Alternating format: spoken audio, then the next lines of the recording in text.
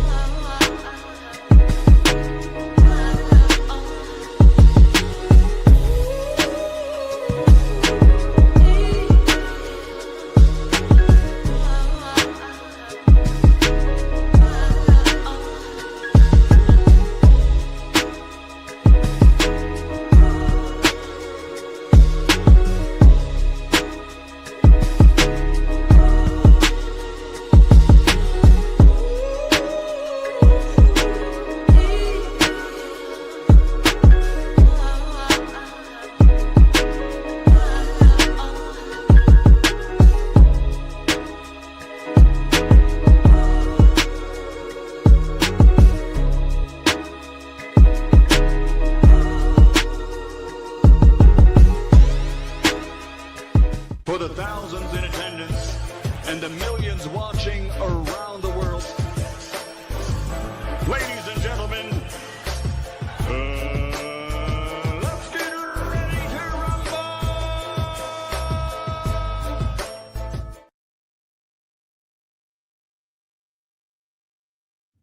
Yeah. What's going on, family? It's that boy Coach Malachi in the building. Let me make sure that I have, you guys can hear me. All right, cool. What's going on, family? Salute to everybody, man. Peace to the family, man. We're gonna have a good show today. I'm kind of like, I ain't really feeling all that great today, man. So I'm just, we trying to just gonna wing it. I ain't really feeling that good today, man, to be honest with you. But it ain't that bad going on and then it just woke up, man. I woke up feeling crazy, man. I don't fucked around and hold on. Told y'all I was having insomnia. I got this big project I'm working on, and I even had to back up. I had to even had to back up off of that for a couple of days because I was just like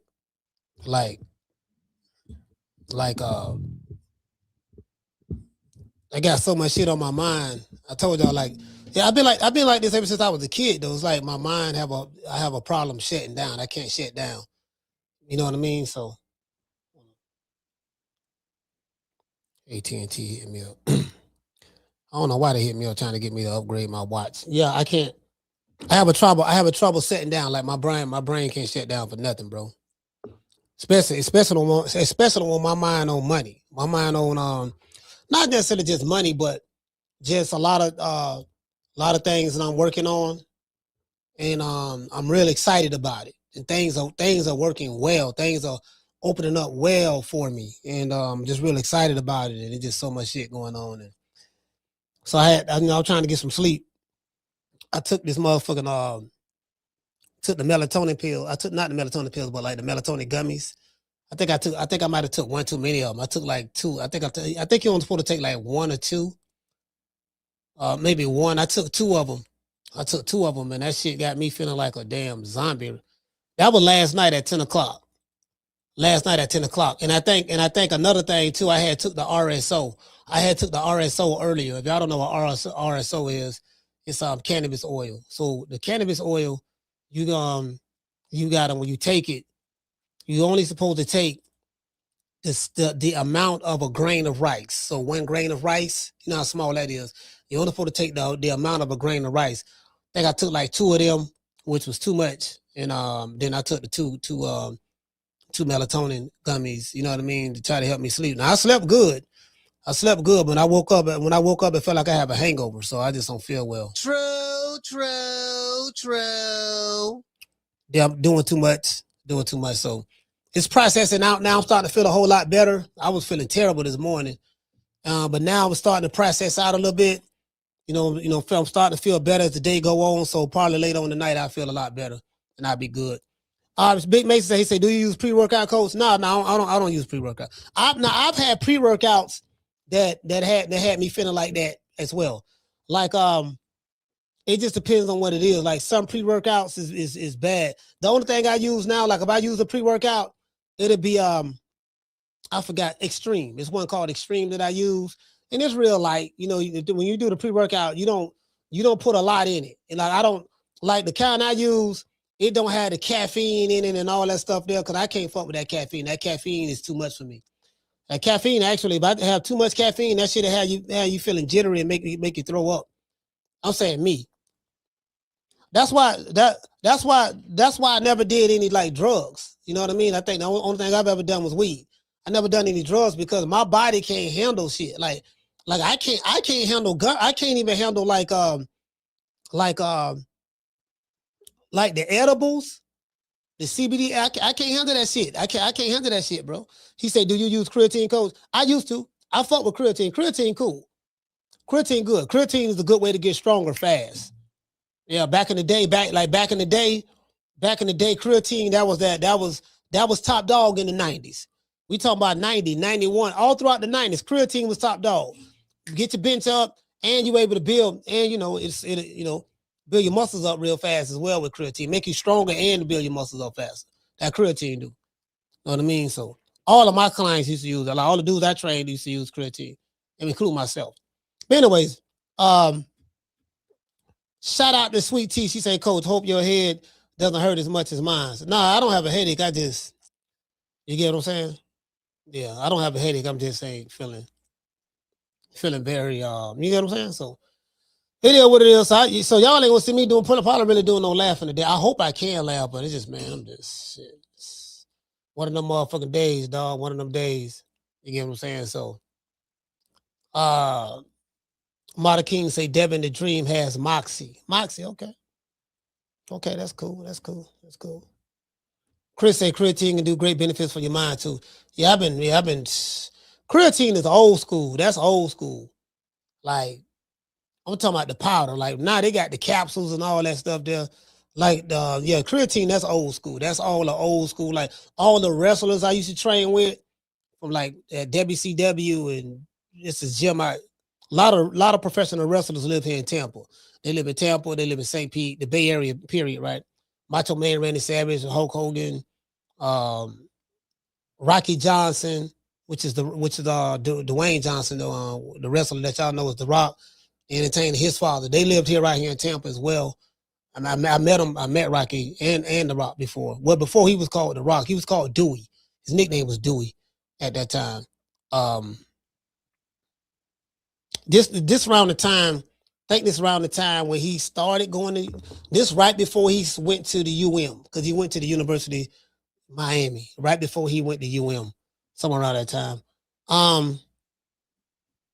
But yeah, a lot of them work out here. So I seen a lot of them come through the gym. We talking about Gold's Gym. I used to train at Gold's Gym.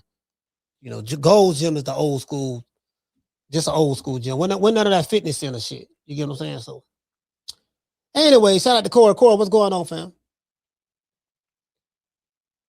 Yeah.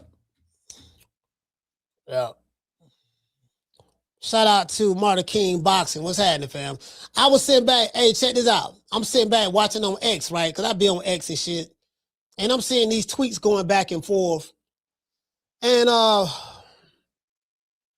seeing these tweets go back and forth with Deebo, Devin Haney, and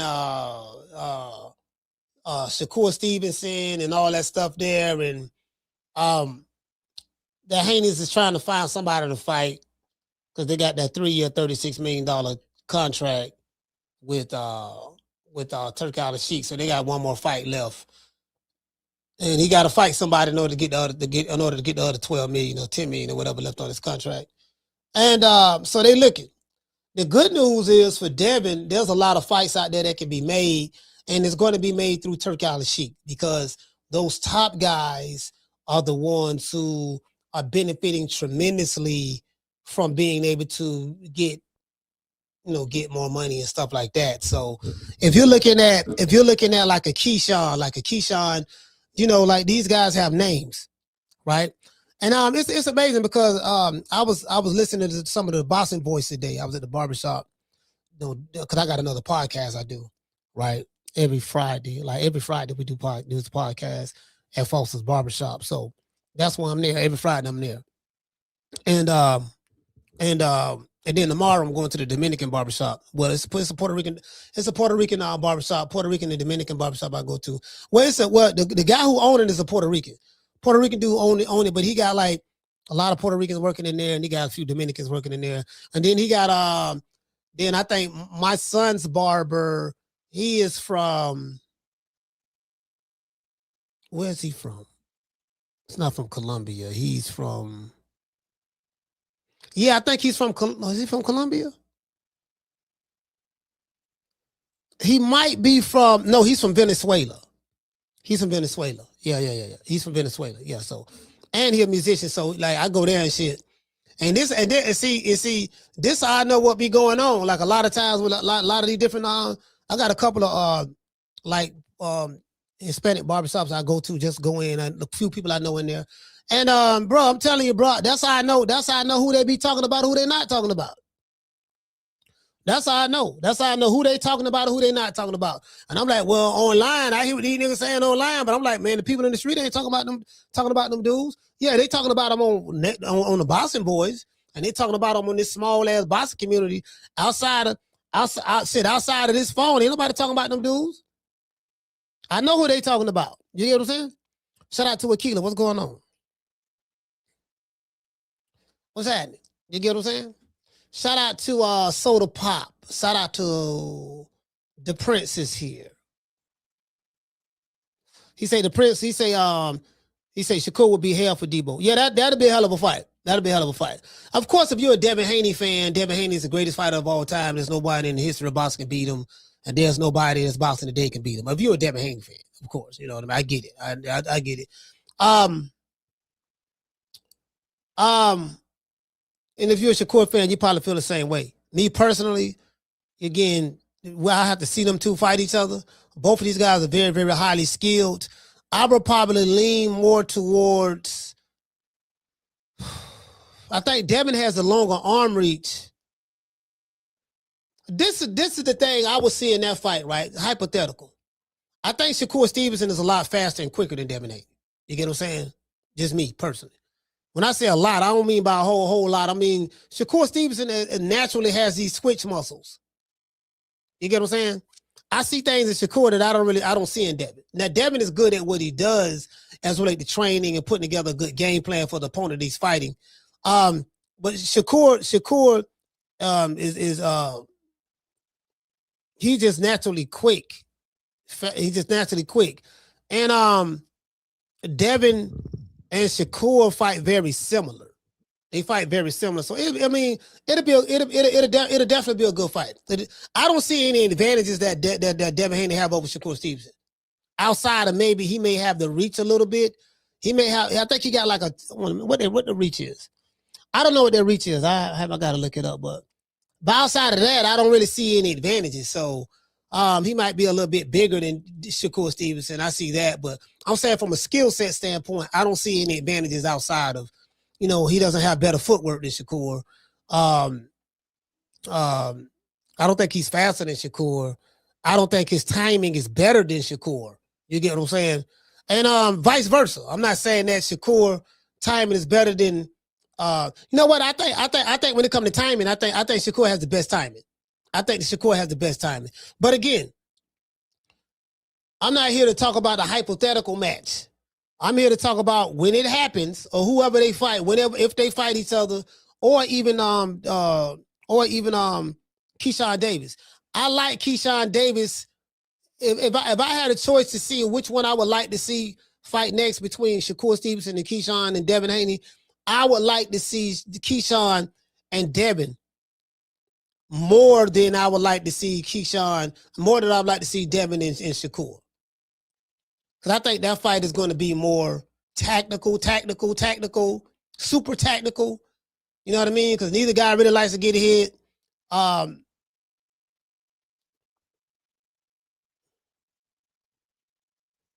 Keyshawn, stylistically, his style is more along the lines of what I would prefer to see from a stylistic standpoint.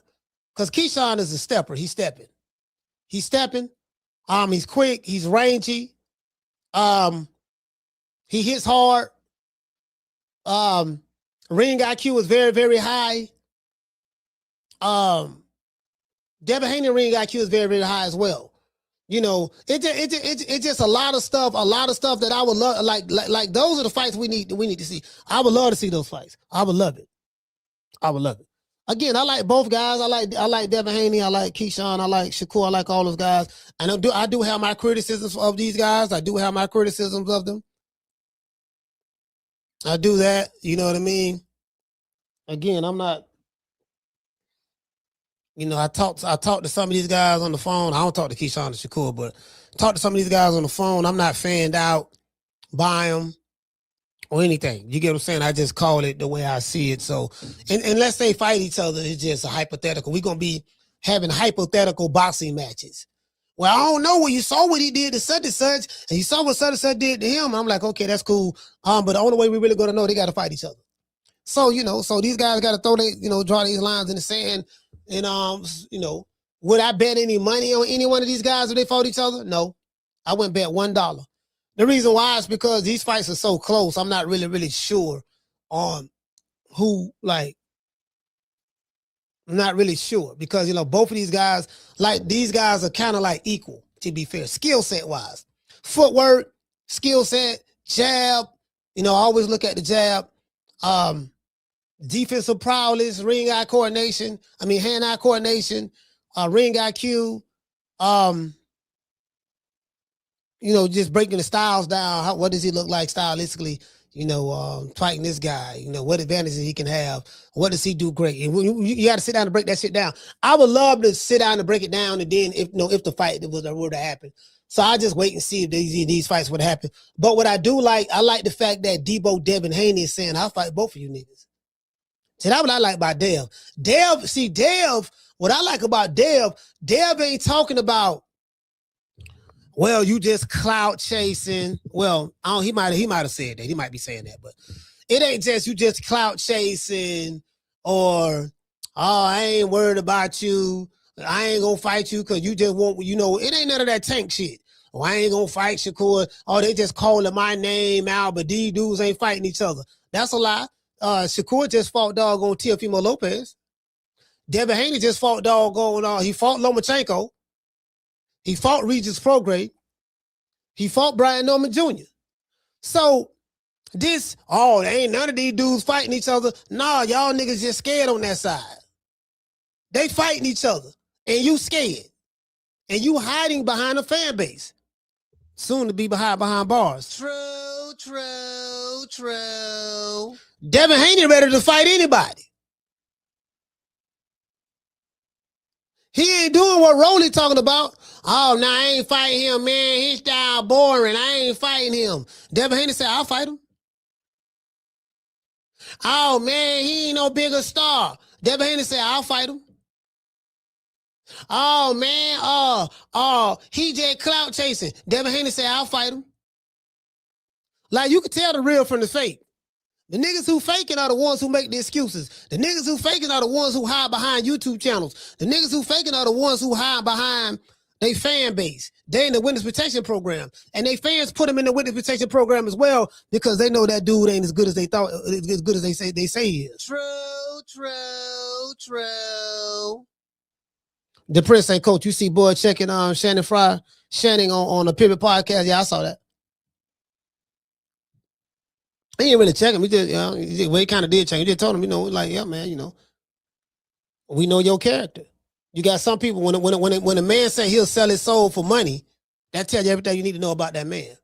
That's something you won't even play about. Or maybe he was playing. Nah, you don't play like that. He was dead serious. He was serious as a heart attack. You got some motherfucker that willing participants. And listen, so put it this way. Shannon just told on himself, ain't no telling what he did for money. I wouldn't be surprised if we hit something about him later on down the line when some dudes ran up in him. They don't put that meat up in that boy. You're like, man, that's a big dude. He an athlete. Okay, so what? Athletes get the meat too. Ask Dennis Rodman. Ask some of your tougher. Ask Dwayne Wade. LeBron James, maybe. Just because you're an athlete, it's a whole lot of tall punks out there. Sure enough is. True. When a nigga tell me that, yeah, he telling me he telling me the white folks get him in that room, or the boule, or the gay boule, like the Roland Martin and them, they get him back in that room. You know what I mean? For the right price, he'll do a little something. That's what he said. For the right price, he'll do a little something. What man in their right mind would say that for $100 million, you can have my soul? Yeah, I lost respect for that chump there. Sometimes, that's an old saying. It's better to be thought of as a fool than to open your mouth and clear all doubt. He just cleared all doubt. You can't walk that back. So I like the way Bud handled that. Like these niggas talking about, yeah, man, you'll come back with this, you'll do this and you'll do that, and why you won't, like, why they so worried about him coming back? Like, what's so special about Terrence Crawford that dudes who don't like this guy, for years y'all complained about this guy, said he don't talk, he from the country, he blackity black, you said his girlfriend was fat, his mama was, you said all these things, you ain't like the way his mama look, kids, all this stuff y'all been saying about this man for years. Now he retired. Y'all still mad. Oh, he don't retire. Why he won't come back? Oh, he left so much to be desired. He ain't fought nobody. He ain't did nothing. Well, when he ain't make no money, he broke. He didn't see that. Well, you do know that he's on the Forbes list. Oh, that ain't real. That's fake. Well, you do know that Sportico said there was only the two highest paid fighters of 2025. He made the 2025 highest paid fighter list. He's on there, right? Oh man, well, that don't mean nothing, and don't nobody care that about that. Like, bro, like as I said before, when they don't like you, there's nothing you can do to make them like you. When they don't like you, they always gonna move the goalposts. It's like I remember I was talking to Bud. We in Omaha. Bud said it's a whole lot of motherfuckers come up to me that don't shitting on me in the past and don't like me. Even right here in my own city. He said even right here in his own city. Even right here in Omaha, they don't really fuck with me like that. He say, but when they see me, they be smiling.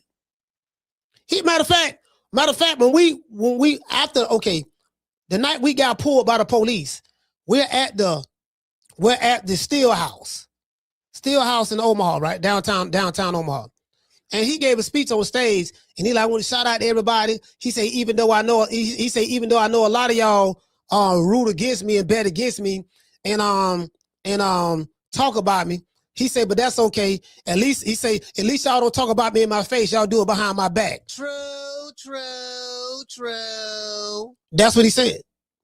And he right. Because a lot of times, like where you're from, you're going to receive the most hate where you're from.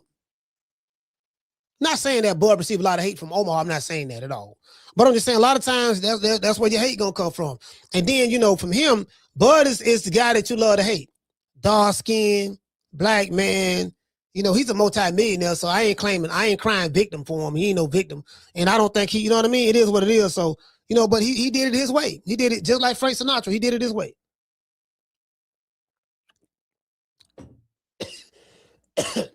He was the chosen one, highly favored by God. When you're highly favored by God, when you're born with the gift that a God-given ability, a gift that God gave you, no, like the person who hate on you, put it this way. Give y'all some game. Tell you like a cat told me, right? Long time ago. Well, you know what? Ain't nobody really told me this. I kind of came up with this myself, but it was this saying that I'm coming up that I said that I'm going to say right now came up out of a discussion I was having with somebody in the 90s. What I realized was this: when people hate you, they're not really hating you. They hate the gift that God gave you, right? They hate the gift that God gave you. You get what I'm saying? So I don't like that nigga because he's the life of the party. You got some people, they just don't like you because when you pull up on the scene, you attract people. People genuinely like you, like me. People genuinely like me. When I go places, I attract people. I attract the right people. So I can relate to that. People fuck with me. I'm talking about the streets. I'm talking about grassroots, the streets. Not that like I'm not an industry nigga. So this is the problem, right? And boxing, you got a lot of the guy people like the bigger platforms. some of these guys are industry niggas. Like they came from nothing on the streets or whatever. Then they came in the boxing industry, and their goal is they wanted to be the Max Kellerman. They wanted to be the Tim Bradley, or they wanted to be the Andre Ward. You know, just regular dudes, right? So YouTube allowed people like me and other people to come on the scene and build a following on these good white folks platform, right? When I say good white folks, it's sarcasm. On these good white folks platform. So what happens is, if you do a good enough job, you'll build a following. A lot of people will start to know who you are. And if they fuck with you, they're going to watch you. Whether they like you or dislike you, they're going to watch you.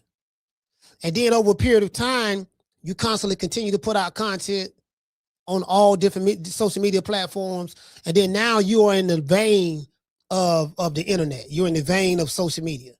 You get what I'm saying? So that's just what it is. And some of these guys wanted to become industry. I think maybe like a Sean Zytel, or like Sean. I met Sean Zytel. He's a nice guy. He has an axe to grind with Dana White and Turk Sheik and all that stuff there. But he loved Al Heyman. He loved Golden Boy. He loved, you know what I'm saying? So, he makes it seem like he is objective, but he's objective to a degree, but he really is pushing his narrative. His narrative is fuck Turk Sheik. I don't like them. I don't like how they run their country over there in Saudi Arabia. Okay, well, Sean, if you don't like it, take your ass over there to Saudi Arabia and tell them Arabs how to run their shit. You gonna sit right here and hide in the safety of America and talk shit. Okay, well, if you feel that strong about it, take your white ass over there with them Sam niggas over there in Saudi Arabia and tell them how to run their country. As though America is this innocent country. Because I can guarantee you Saudi Arabia ain't no more wicked than America. Whatever you think you don't like about Saudi Arabia, America, they off their own presidents over here. They off senators over here. Reporters and all kind of stuff. So the thing is, there is no more high ground. So cut it out. True.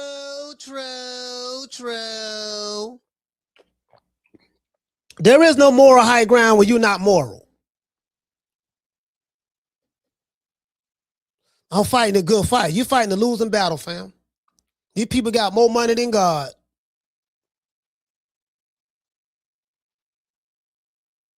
You fighting a losing battle. And if you think Radio Raheem gonna go down with you, he not. Because Radio Raheem gonna save his own goddamn ass. I know him and Sean Zytel been knowing each other for years. But guess what? He probably gonna tell you, look at man, now you know you can't really be talking like this now. Cause I'm telling you now, I ain't finna be going down with you now, Sean. Now, you're a white dude, you can do that, but I can't do that. I'm just trying to tell you now.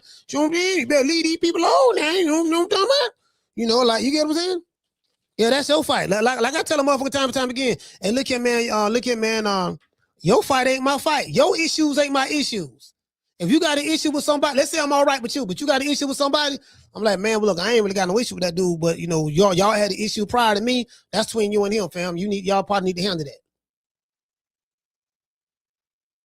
I don't like him, so I don't want you to like him. No, this ain't how this works. If you don't like somebody, that ain't got a motherfucking thing to do with me. If my relationship with you is based on me not liking or making your enemies my enemies, then we ain't got no relationship. True. Yeah, we ain't got no relationship.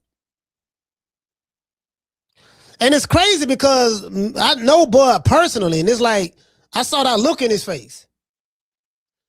Like Crawford is a strange, we're gonna talk about Devin Haney, and Keyshawn and Shakur, but Bud is a strange guy. What I mean by that is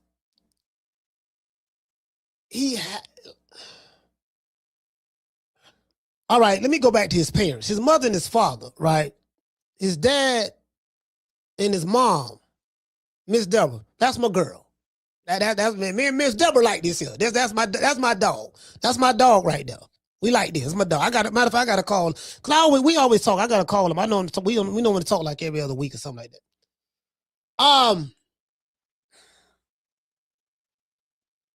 That woman right there is cold.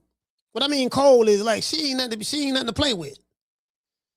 And his dad is cool and laid back. So in order to understand Bud, you have to understand his parents. And even though I don't know a whole lot about them personally, I know I've been around them long enough to know that his dad real laid back. That's what Bud get that laid backness from. His mama, Miss Deborah, she more like the fireball. She more like, nigga, I'm finna get off on your ass. And she gonna talk that shit. Fiery as hell. So I see a little bit of both in him. I see his father and I see his mother in him. But Terrence Crawford his eyes tell me everything, right? What I mean by that is it's the way he look at a nigga. Like he got a side of him where he look innocent. And then he got a side of him when you can look at him and tell he nothing to be fucked up with. And then when you talk to him, he don't blink. Like me, I blink a lot. Because my eyes be dry and shit, so I blink a lot, right? But he don't blink. He the type of dude, he gonna look you dead in your eyes and he not gonna blink not one time. You gonna blink before him. And you gonna know when he's serious. He the type of dude that you're gonna feel his energy. That's why I hear all that shit. I be hearing two-tone and all that shit them talk about online and laughing and kiki and all that stuff there. But but I'm telling y'all, if you in this nigga, ask any of these fighters, they'll tell you, when you in his presence, let's say you got some shit to say, or he got some shit to say to you, and you in his presence, he the type of dude, he ain't gonna be loud, he ain't gonna talk a lot of he ain't gonna do none of that. He the type of dude, he gonna slide up on you and talk to you real calm. Hey, what's that you were saying? What's that you were saying the other day online? And for some reason, motherfuckers just bitch up. They don't be like, yeah, nigga, what the fuck you mean what I said online, bud? That's what I said, fam. You know what I mean? You better ask somebody about me. I'm Lil Whoop-de-Whoop. You better ask somebody about Lil Whoop-de-Whoop. I ain't nothing to play. You don't see none of that. I've talked to several people.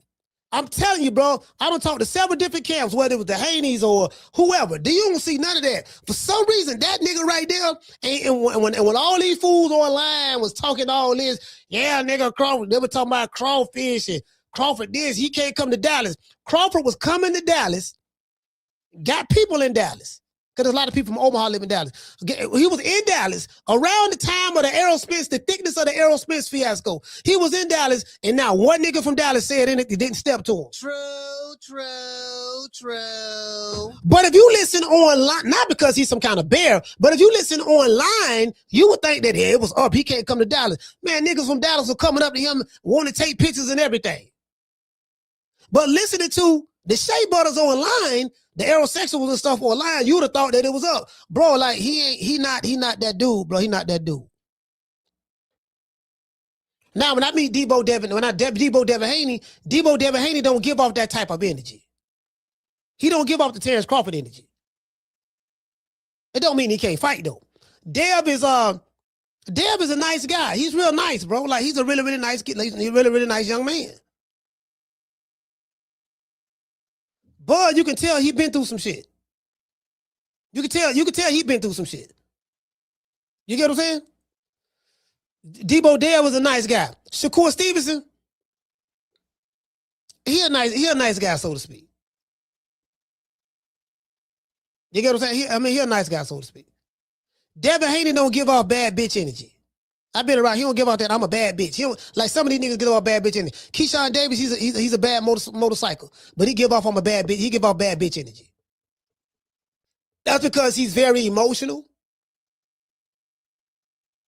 He get on now. Keyshawn will fuck you up now.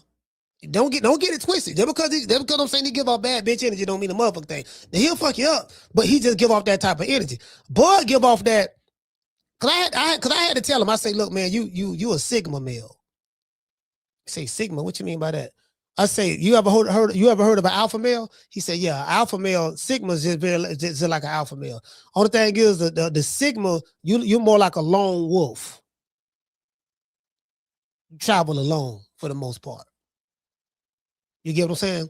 alpha male, he's an alpha, he's the top guy, but he's the top guy around the pack of men and wolves and all that stuff there. But he ain't nothing to be fucked up with. You're more of a loner. He kind of like being to himself.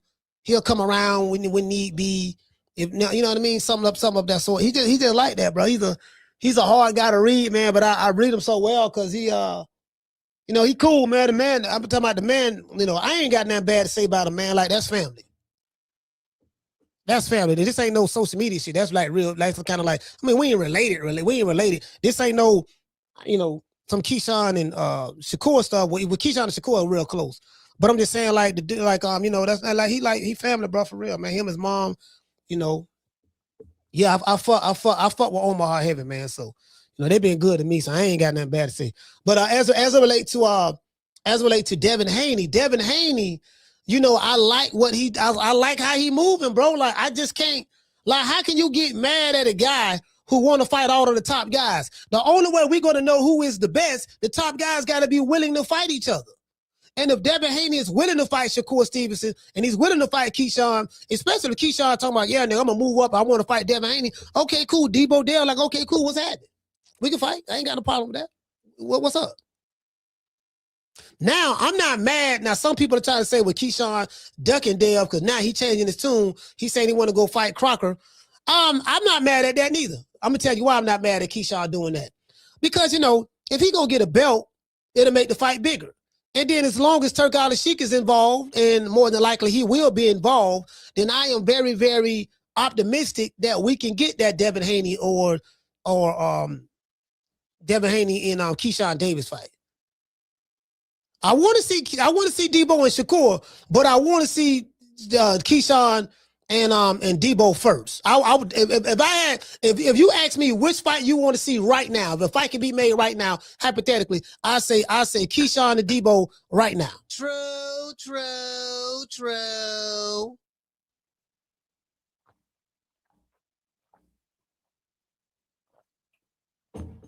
Right now. And I think all three of these guys will fight each other. You get what I'm saying? So again, I don't have a dog in the race. I'm not Team Haney. I don't get paid by them. I'm not Team Shakur. I don't get paid by them. I'm not Team Keyshawn Davis. I don't get paid by them. I don't get paid by neither three guys. Neither three camps. You get what I'm saying? I can't get on the phone and call and talk to neither one of them. I can get on the phone and call and talk to Bud, though. Those are the facts. True.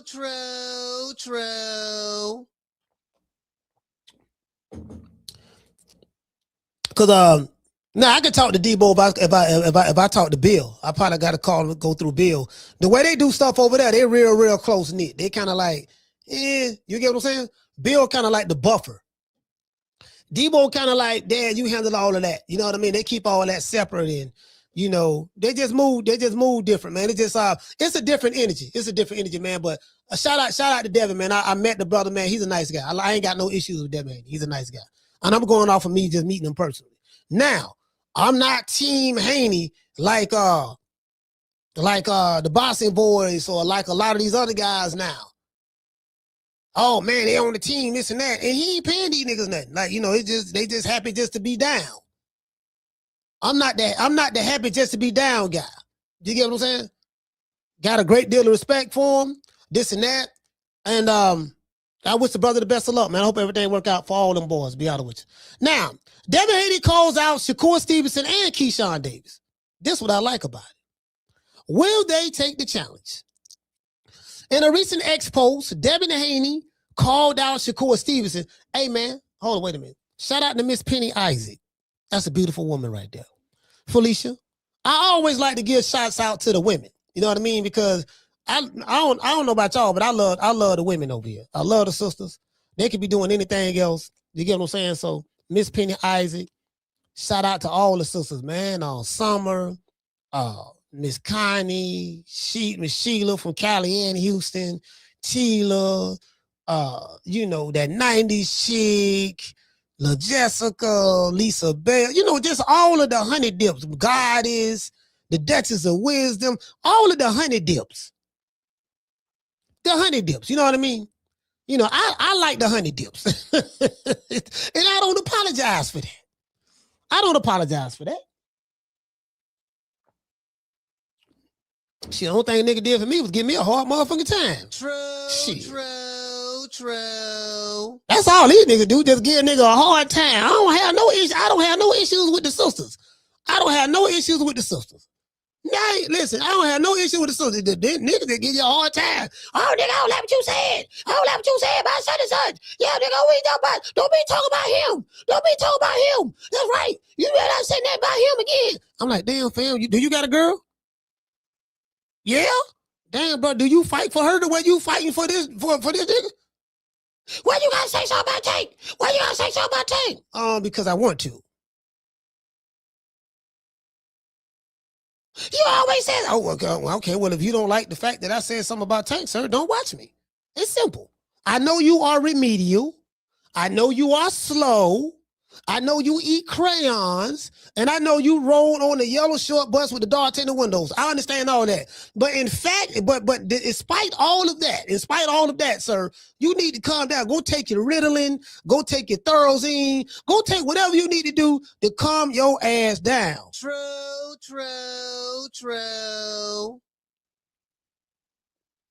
Nigga, you too broke. You too broke to be worried about who the hell I'm talking about, fam. You do know I make money doing this shit, right? You do know I'm a boss and content creator, right? So if you know I make money doing this and I'm a boss and content creator, why in the hell are you upset with me that I talk about boxers? Duh. Why you talk about Tank? Because I'm a boss and content creator. Oh, damn. But why you still talk about him? Because he's a bosser? Oh, damn. Well, why'd you talk about how much money he made? Because I want to?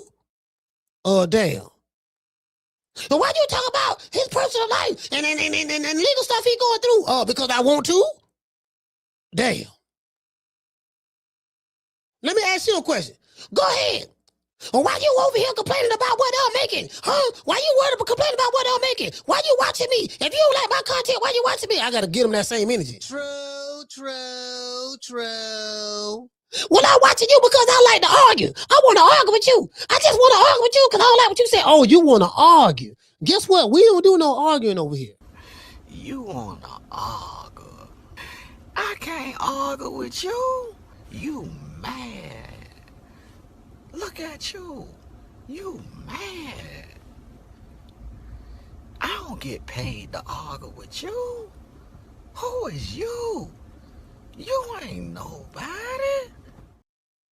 I don't argue with nobody. Fam, for me to argue with you, I would have to look at you as my equal. From an intellectual standpoint, I ain't met a nigga in boxing.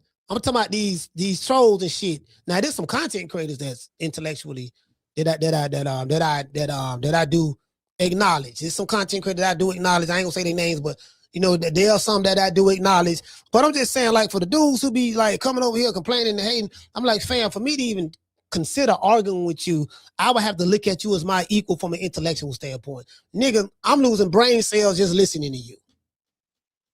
I'm losing brain cells watching that gun emoji you typing.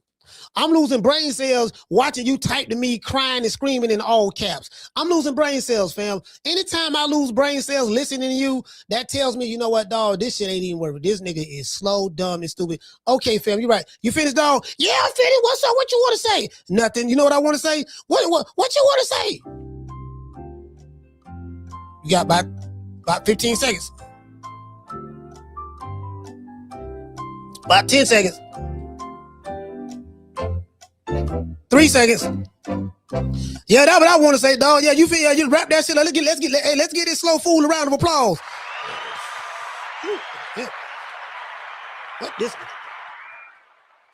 I don't know what this nigga was thinking about, boy. Like, fam, you saying you woke up on the wrong side of the bed, fam. The day is not your lucky day. Anyways, in a recent post, Deebo Devin Haney said that he wanted to fight doggone Shakur Stevenson and his little brother, Keyshawn Davis. And he said, hey, Deebo Dale say he want the big brother and the little brother. Hey, shout out to Steph. Steph, what's going on? Shout out to Steph. Hey, this shout out to Miss Steph Jackson. This boy cousin right here. This is first cousin right here, Steph. Anyway, yeah. So, yeah, nigga just ran this bitch. Yeah. Nigga, I want the big brother and the little brother. I tell you what, so Deebo, like, I tell you what, check this out, baby boy. Since y'all brothers, it's a package deal, right? Since y'all won't fight each other, don't worry about that baby boy. Look here, little bro. We say you little key, little bro. Check this out, little bro. I'll fight you first, you know, and then after I whoop you, then tell your little brother he can get it. Tell your big brother he can get it too. Make sure your big brother there to watch me whoop your ass. And then when I get through whooping you, then tell your big brother to come in the ring and then we can make that happen next. True. That's what, you know, that's what I took from it. Now, Shakur Stevenson and Keyshawn Davis some bad boys. Shakur Stevenson and Keyshawn, they ain't Brian Norman Jr. Shout out to B. Norman Jr., my guy. But they not Brian Norman Jr. You get what I'm saying? Like, whatever Deebo Dale was able to do to Brian Norman Jr., I'm pretty sure he would not be able to do that to those two guys. Because stylistically, the way they fight is you know what I mean? So that's going to be a great fight. Who going to win those fights? I don't know. I can't say that, Dev is levels above Keyshawn or Shakur. I don't see that. I don't see the levels above them. Now, I see levels above Regis Prograis and Brian Norman and George Cambosos and Linares and all that stuff. Yes. How do we know? Because we saw him fight those guys. So until we see him fight those guys, I don't know. But if I was to go by the eye test, and even though me looking at the eye test, even though I do have a cataract in my right eye and glaucoma in my left eye, in spite of all of that, just a little bit of sight I am able to see. The eye test tell me that these guys look very similar, very equal, and there are some pros and cons from both guys. Pros and cons. Stylistically, I like Keyshawn's style the best out of the three. Out of Keyshawn, Shakur, and Devin Haney, I like Keyshawn's style the best. Why? Because Keyshawn is trying to stop a motherfucker. Every time Keyshawn step in the ring, he ain't trying to go 12. Keyshawn trying to get a motherfucker out of there. And even though he give off that bad bitch energy outside of the ring, when he's in the ring, he's very calm and poised. That's one thing I can say about Keyshawn. When he's inside of the ring, he's very calm and poised. Now, outside the ring, he's different. But inside the ring, he's very calm and poised. Yeah, that ain't gonna lie. Now, I got my criticism of Keyshawn. I'm gonna tell you something. Don't let my criticism of him, or some of the shit he's done, get it twisted. I understand that the Keyshawn is a problem. True.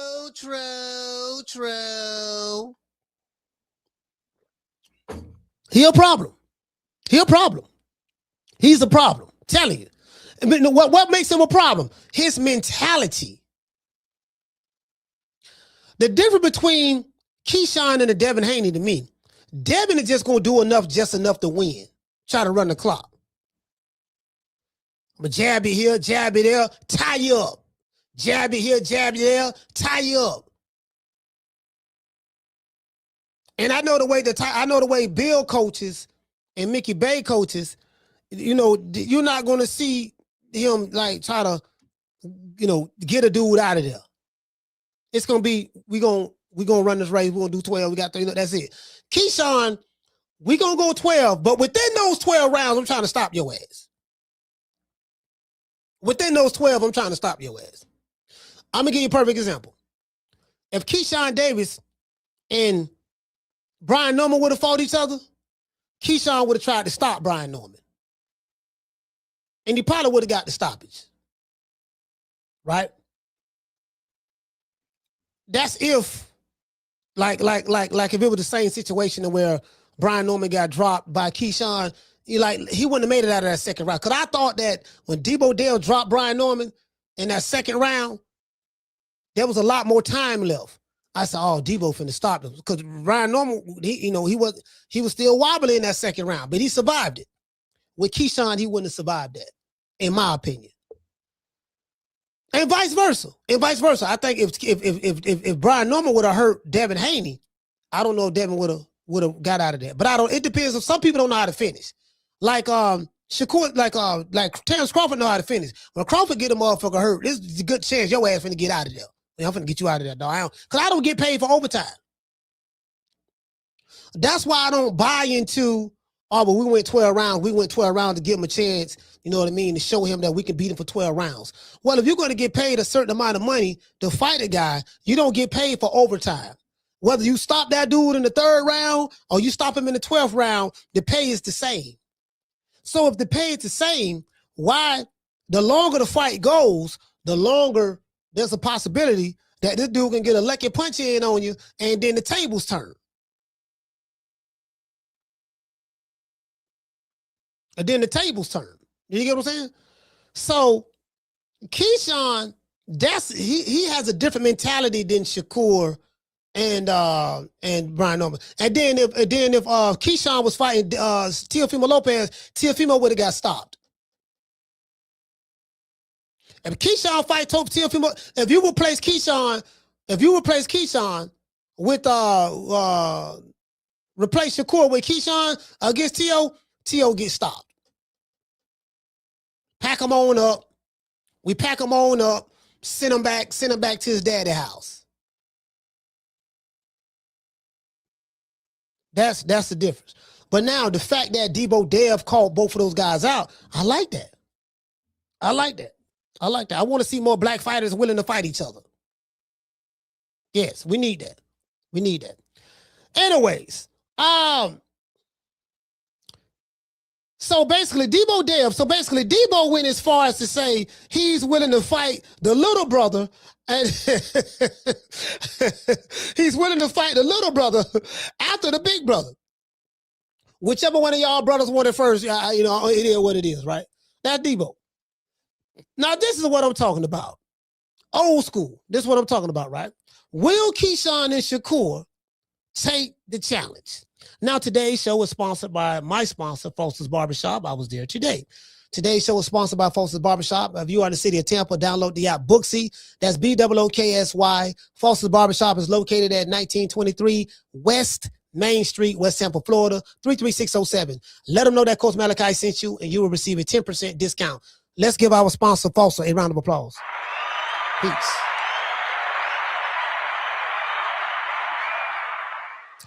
Yeah, so for me, it's a mentality. Like my favorite fighter in the 80s was Hagler. I love Sugar Ray Leonard. I love Roberto Duran. I love Tommy the Hitman Hearns. Hagler was my favorite. The reason why Hagler was my favorite, and I really don't. I love all 4 of those guys, 4 kings. Really, I say 5 kings because I can't forget about Wilfred Benitez. Can't forget about Wilfred Benitez. Wilfred Benitez fought 3 of the 4 kings. He fought Duran. He beat Duran. He fought Ray Leonard. Ray stopped him in the 15th round. And he fought Tommy Hearns. I think Tommy Hearns stopped him late as well. The only one he didn't fight was Hagler because I don't think he moved up the. Yeah, he didn't fight. He didn't fight Hagler. So, Hagler, it was so difficult for him. Like I hear a lot of the stuff that Deontay Wilder talk about, racism, white supremacy in 2026. And you got some people who really, really went through some shit. Hagler went through some stuff. Hagler, it was so bad for Hagler. The black promoter, Don King, didn't want to have nothing to do with him. Don King had a tournament on Wide World of Sports on ABC. He had a fake ranking system. They was finding dudes who was sleeping under the bridge, having them ranked in the ranking system, and doing a tournament while he was milking ABC out of their money. ABC, I think that was ESPN, because ABC owned ESPN and all that stuff there. He was milking them out of their money with a fake ranking system. Now, that got shut down. People found out about it. They ended up shutting that down. But didn't nobody want to deal with Marvin Hagler. Don King didn't want to deal with him. Bob Arum didn't want to deal with him. What you talking about, Coach? He boxed with Bob. Yeah, but there was a congressman, Democrat congressman by the name of Tip O'Neill. Is he Democrat or Republican? I forgot what he was. Tip O'Neill was the one that had to get involved. And I think I'm not sure. Bruce Gass, you might know a little bit more than this than me, Bruce. I think it was at the threat of, look, man, if y'all don't get this dude no shot at the title, or so one of y'all pick him up or whatever. The FBI going to investigate y'all company, see what y'all got going on, like what's going on. So Bob, like, you know, from what I heard, Bob like, okay, cool. The man had 49 professional fights before he got a shot at the title. And he had like 3 losses at the time. Well, he had 2 losses at the time. He had to go through Philly. Benny Briscoe. What them boys out of Philly? Willie Monroe. He had to go through there. Back then, Philly had the baddest middleweights. So that was back then. Now ain't really nothing hell of fire coming out of Philly. They ain't got no killers like that. They got some good fighters. They got Boots and Cool Boy still, but that's about it. Malik Scott ain't nobody. He from Philly. Hey, you know what I mean? They ain't really got fighters like that no more coming out of Philly. Joe Frazier was from Beaufort, South Carolina. You know what I mean? A lot of people think he's from Philly, but it's not. He's from Beaufort. How I know? I've been there. I've been in his hometown. They got a whole street and everything talking about Joe. Joe Frazier was born in Beaufort, South Carolina. I think he moved when he was a teenager or some shit. Anyways, yeah, ain't no killers coming out of Philly right now. Not like that. It's you know, like them, like Hagler had to go through Philly, dog. Hagler had to go through Philly. So when people talk about Philly, they talk about from a historical standpoint. Philly today ain't like it was yesterday. Not from a boxing standpoint. Nah, it's like, you know, hey guys, how you doing? What's up? You know, it's more like that. You know, like Hagler went through Philly when Philly was Philly. He got his losses came from I think from Philly, if I'm not mistaken. Now, of course, he lost Sugar Ray's 3rd fight. But my thing is, when Hagler won the title in 1980, he was the undisputed middleweight champion of the world.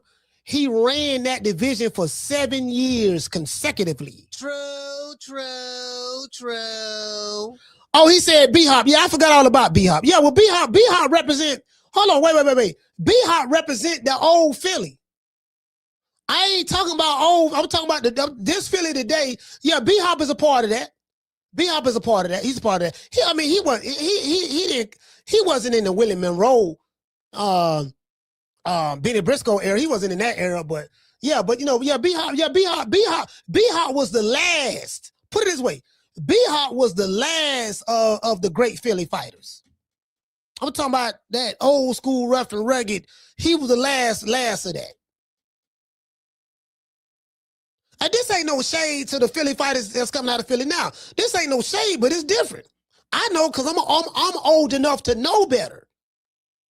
These young guns, they don't know nothing about boxing past and history. They know about the here and the now. I'm old enough to know better. I'm like, these niggas come out of Philly now in boxing. They ain't built like them dudes. Them dudes, it was a different era. 15 rounds, same day weigh-ins, 8 ounce, glove. You know what I mean? Like, it's just, it's just a whole bit different era, bro. A whole different era, whole different era. You know what I mean? After B-Hop, what came after B-Hop from Philly? I know y'all gonna say Boots, right? I know y'all gonna say Boots. And shout out to Boots, but I got you one question. Who he fought? And when I say that, y'all dead quiet. Then y'all gonna well, people ducking this and that. Well, the nigga got damn near 40 fights. He can't find nobody. He damn near got Crawford record. Ron Crawford retired 42-0. Boots damn near 40-0 right now. So yeah, I ain't seen it. Dude say Danny. Yeah, Danny wasn't no hell of a fighter. Say, what about Danny? He Hall of Fame, right? Nah, Danny wasn't no hell of a fighter. They took turns kicking Danny Garcia ass in the welterweight division. Danny wasn't no hell of a fighter. He was a PBC. He was over there at the PBC. He was a Golden Boy fighter, PBC fighter. Danny Garcia was another guy that was a PBC hype job. That nigga wasn't no hell of a fighter. He had a left hook. His biggest fight was when he beat what the dude name?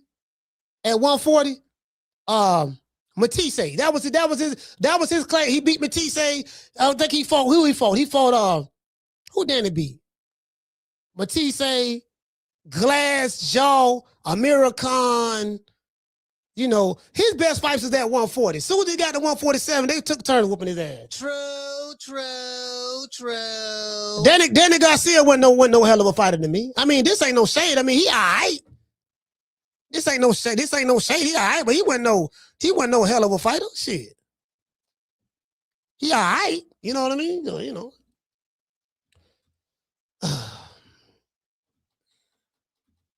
Shout out to Martin King. He say body bag, coach. No, I'm just being honest with you.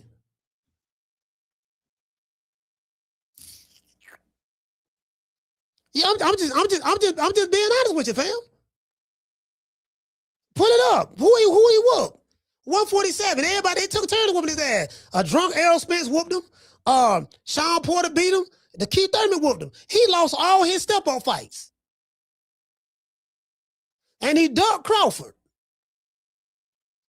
They head behind Al. Y'all call Al. All them niggas were ducking Crawford at that time. Call Al. They was on call Al. Guess what? You ain't got to call Al now to make no fight with a PBC fighter. To this day. You ain't got to call Al now.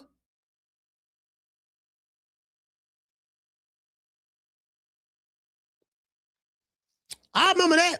You ain't got to call Al now. Them niggas, they begging for a fight right now.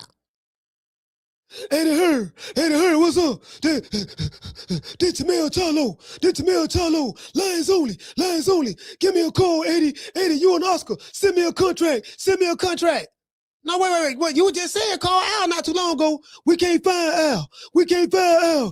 Send me a contract. The money getting low. We trying to audit the books. You know, we trying to find Al. We can't find him. We trying to audit the books. We heard Floyd suing him. Where Al at? Y'all reach out to us. True.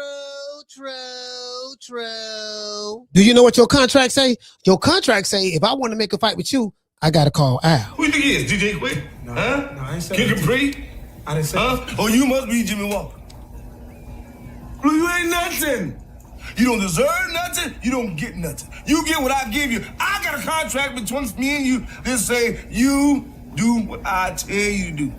Therefore, shut the fuck. Don't say nothing. Don't speak to me. Don't look at me. I just want money. You know, I just said. Blue, if I raise up, gonna be trouble.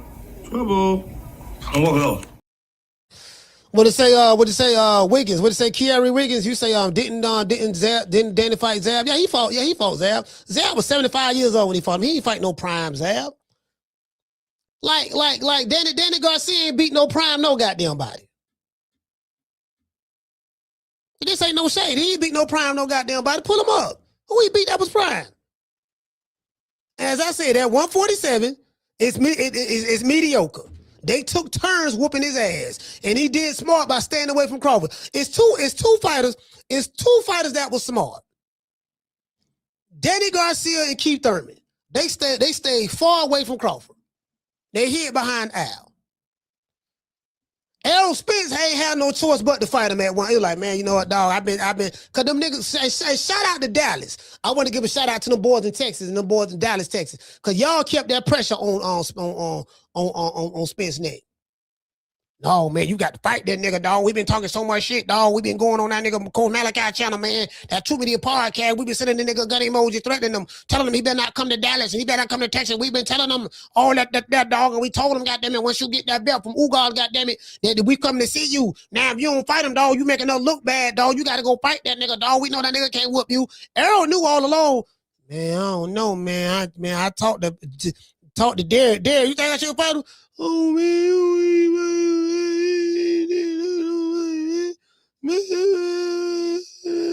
Hey, man, Derek told me, man. Derek say, man, I don't need to fight him, man. He don't bring nothing to the table, man. Tan Crawford wrong side street. Yo, you can't use that no more. He ain't with Bob Aaron no more. He ain't with Bob no more? Nah. Yeah, man. Al. Yeah, what's up? Al, he ain't with Bob Aaron no more, man. You trying to make that fight? Yeah, I got it. Just tell the nigga talk to me. Okay, cool. All right. Yeah. Call Al. So Bud sitting there with his lawyer and shit. And guess what? Bud never met Al Haney. Shocked the hell out of me. I said, Bud, so when you made the deal with Spence, I said, what's up, man? So what's up? You talked to Al? He said, no, I ain't never talked to him. I said, what you mean? You ain't never meet him? No, I ain't never meet him. I don't know what the nigga look like. You don't know what he look like. Yeah. Well, how you did a deal with Errol Spence? Hey, man, look, man, my attorney, My people took care of it. You know what I mean? I was trying to deal with him. I was trying to see, you don't deal with Al, you deal with his people. So when you sit down, he got some people that represent him that you're going to be talking to. And, you know, when they're going to have Al going to be on, they're going to be talking to Al on the phone. You know what I mean? All right, look here. Okay. Yeah, hello. Yeah, Al, what's up? We got this, we got 10 squad right in front of us. Okay, cool. All right, put it on, no, don't put it on speakerphone. I don't even want to hear my voice. Okay, cool. All right, listen, Crawford. Now we got Al on the phone. Now this contract say 80-20 our way. No back end money, no guarantee money. Just take what we give you. Just sign this contract, and we promise you that one day you will get a shot at Errol Spence. But sign the contract first. Don't read it now. Don't read. Okay, look, before I sign the contract, I need to let my attorneys and stuff look over it. No, don't let no attorneys look at it now. Just trust us. Just take what we give you. Don't let no. If you let some attorneys look at this contract, we walking away from the table. True. Just sign it like the rest of them dumb ass niggas do. Okay, I tell you, one of the attorney to look at it. Okay, cool. I'm an attorney. I'm a PBC attorney. Let me look at it and I'll tell you what to say. Okay, look at it. All right, it says right here, section 1, it said that Terrence Crawford would get paid a lot of money. Cool. Section 2, it say that you cannot sue Al Heyman even if he don't pay you. Cool. Section 3, 60-40, 70-30, 80-20, take whatever we give you. Cool. All right, section 4, sign the contract. All right, cool. Section 5, you know what I mean? Top rate Toby. All right, cool. Section 6, you're on the wrong side of the street. Cool. All right, section 7, you don't bring that to the table. Cool. All right, section 8, section 8 is what we say we don't bring that to the table. Right? Hold on. Al. Yeah. Hold on, Crawford. Hold on. Al. Yeah, what's up? Hey, what section 8 is? Section 8 is we just don't like the nigga. Okay, section 8, we just don't like the nigga. All right, cool. All right, now sign right here.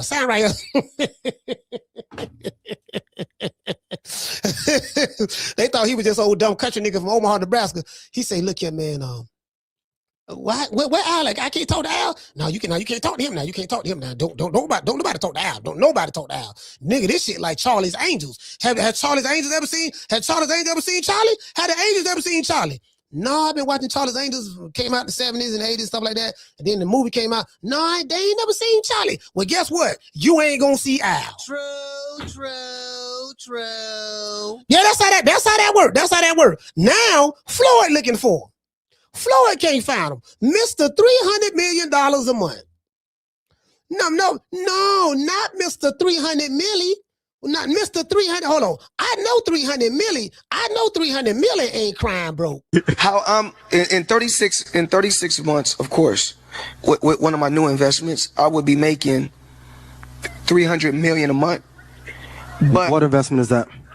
Just in real estate. Got you. And I'm heavy in real estate. I'm real heavy in real estate. Even though, you know, I got my own liquid.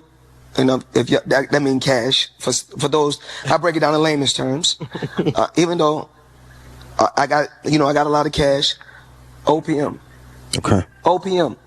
You don't always have to use your money. That's why it's very important for y'all to make sure y'all keep y'all credit right. Talk to us about very important. Bruh, you can't tell me that nigga smart. True. I like for a talented, intelligent when it comes to boxing, a great fighter, hell of a fighter, 50-0, well, 49-0. Conor McGregor fight don't count. That Conor McGregor fight, that shit don't count. That was an exhibition match. And where I come from, we say Floyd is 49-0. Conor McGregor don't count. You don't count a fight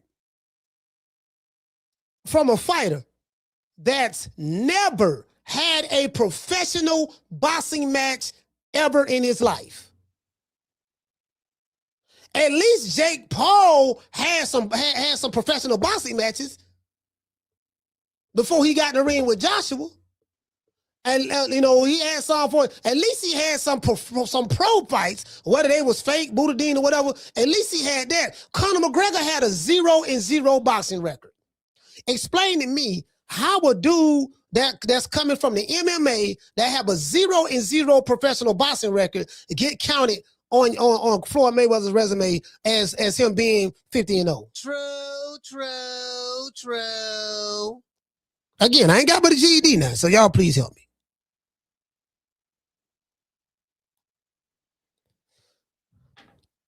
I ain't got but a GED. My GED is, you know what I mean? And I'm slow. I got a GED and I'm slow. I'm not Rolling Romero slow. I'm just a tad above him.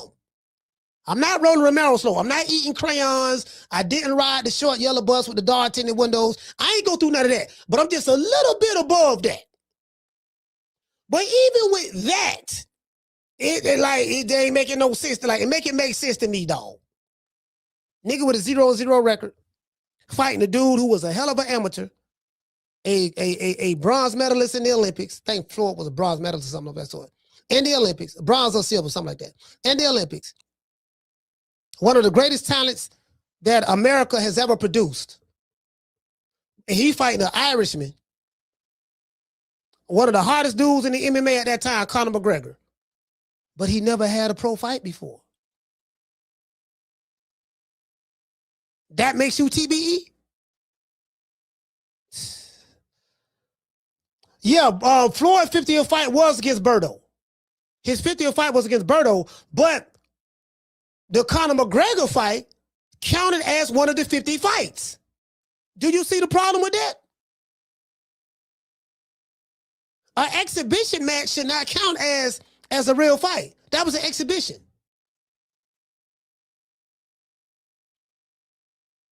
And it got sanctioned by the WBC. Mauricio Suleiman.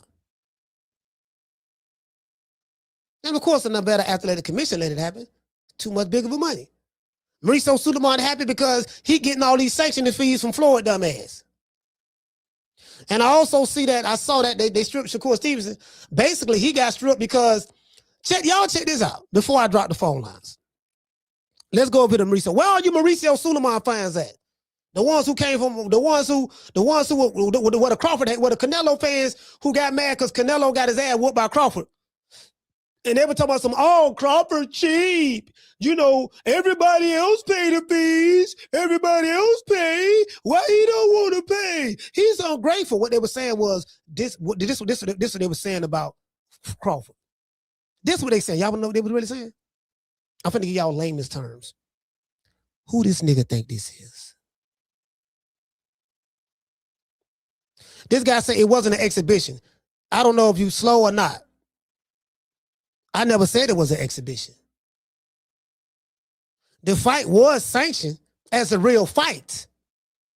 But it was an exhibition match that was sanctioned as a real fight. That's what I'm saying.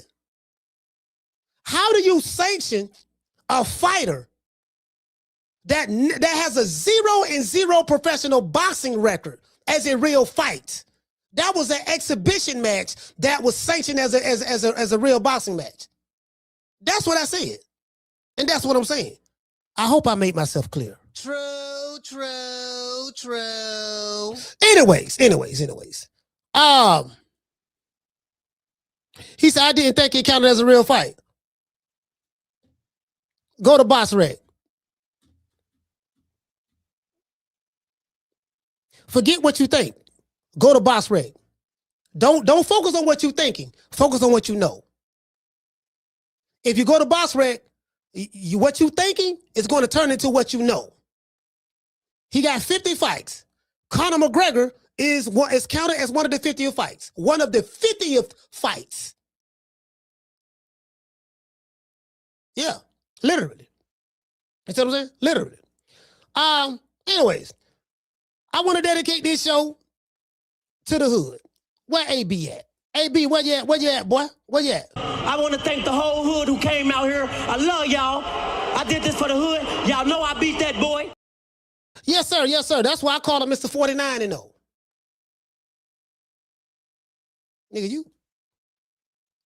Shit, the motherfucker who really broke the record, Finito Lopez. Finito Lopez was 50 and 0. One of the baddest Mexican fighters of all time. He was 50 and 0. He was 50 and 0 and 1. Had one draw.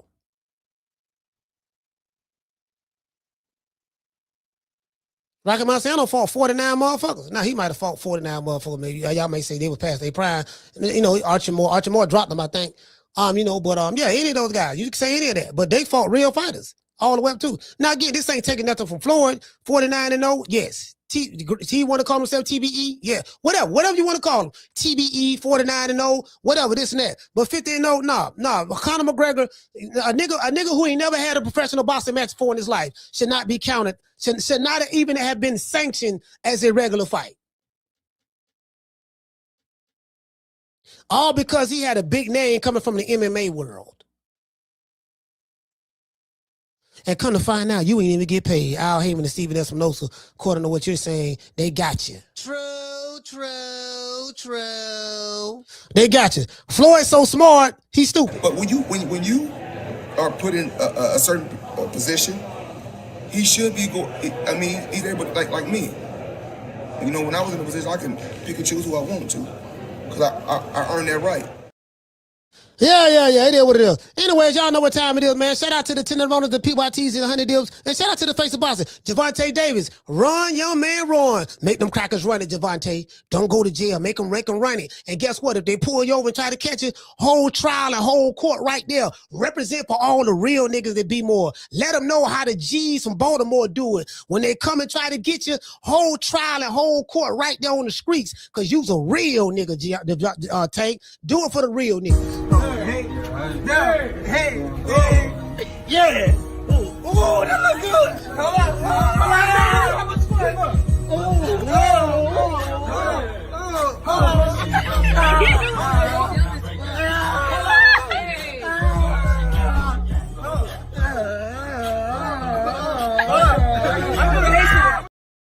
Yeah, man, it is what it is, man. It is what it is, man. Y'all know what time it is, man. And y'all know me. Let me address something to some of the haters out there about me.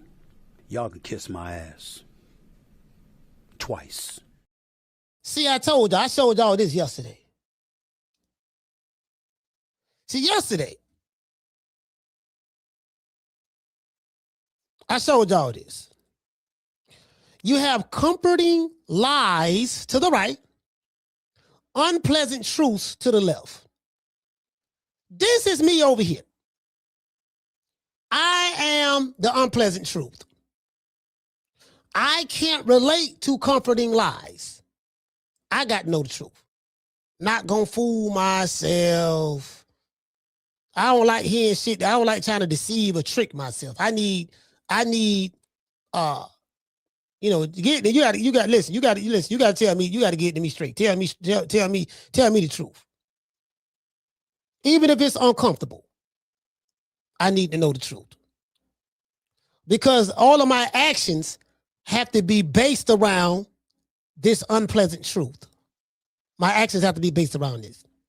If I base my actions around comforting lies, I set myself up for failure.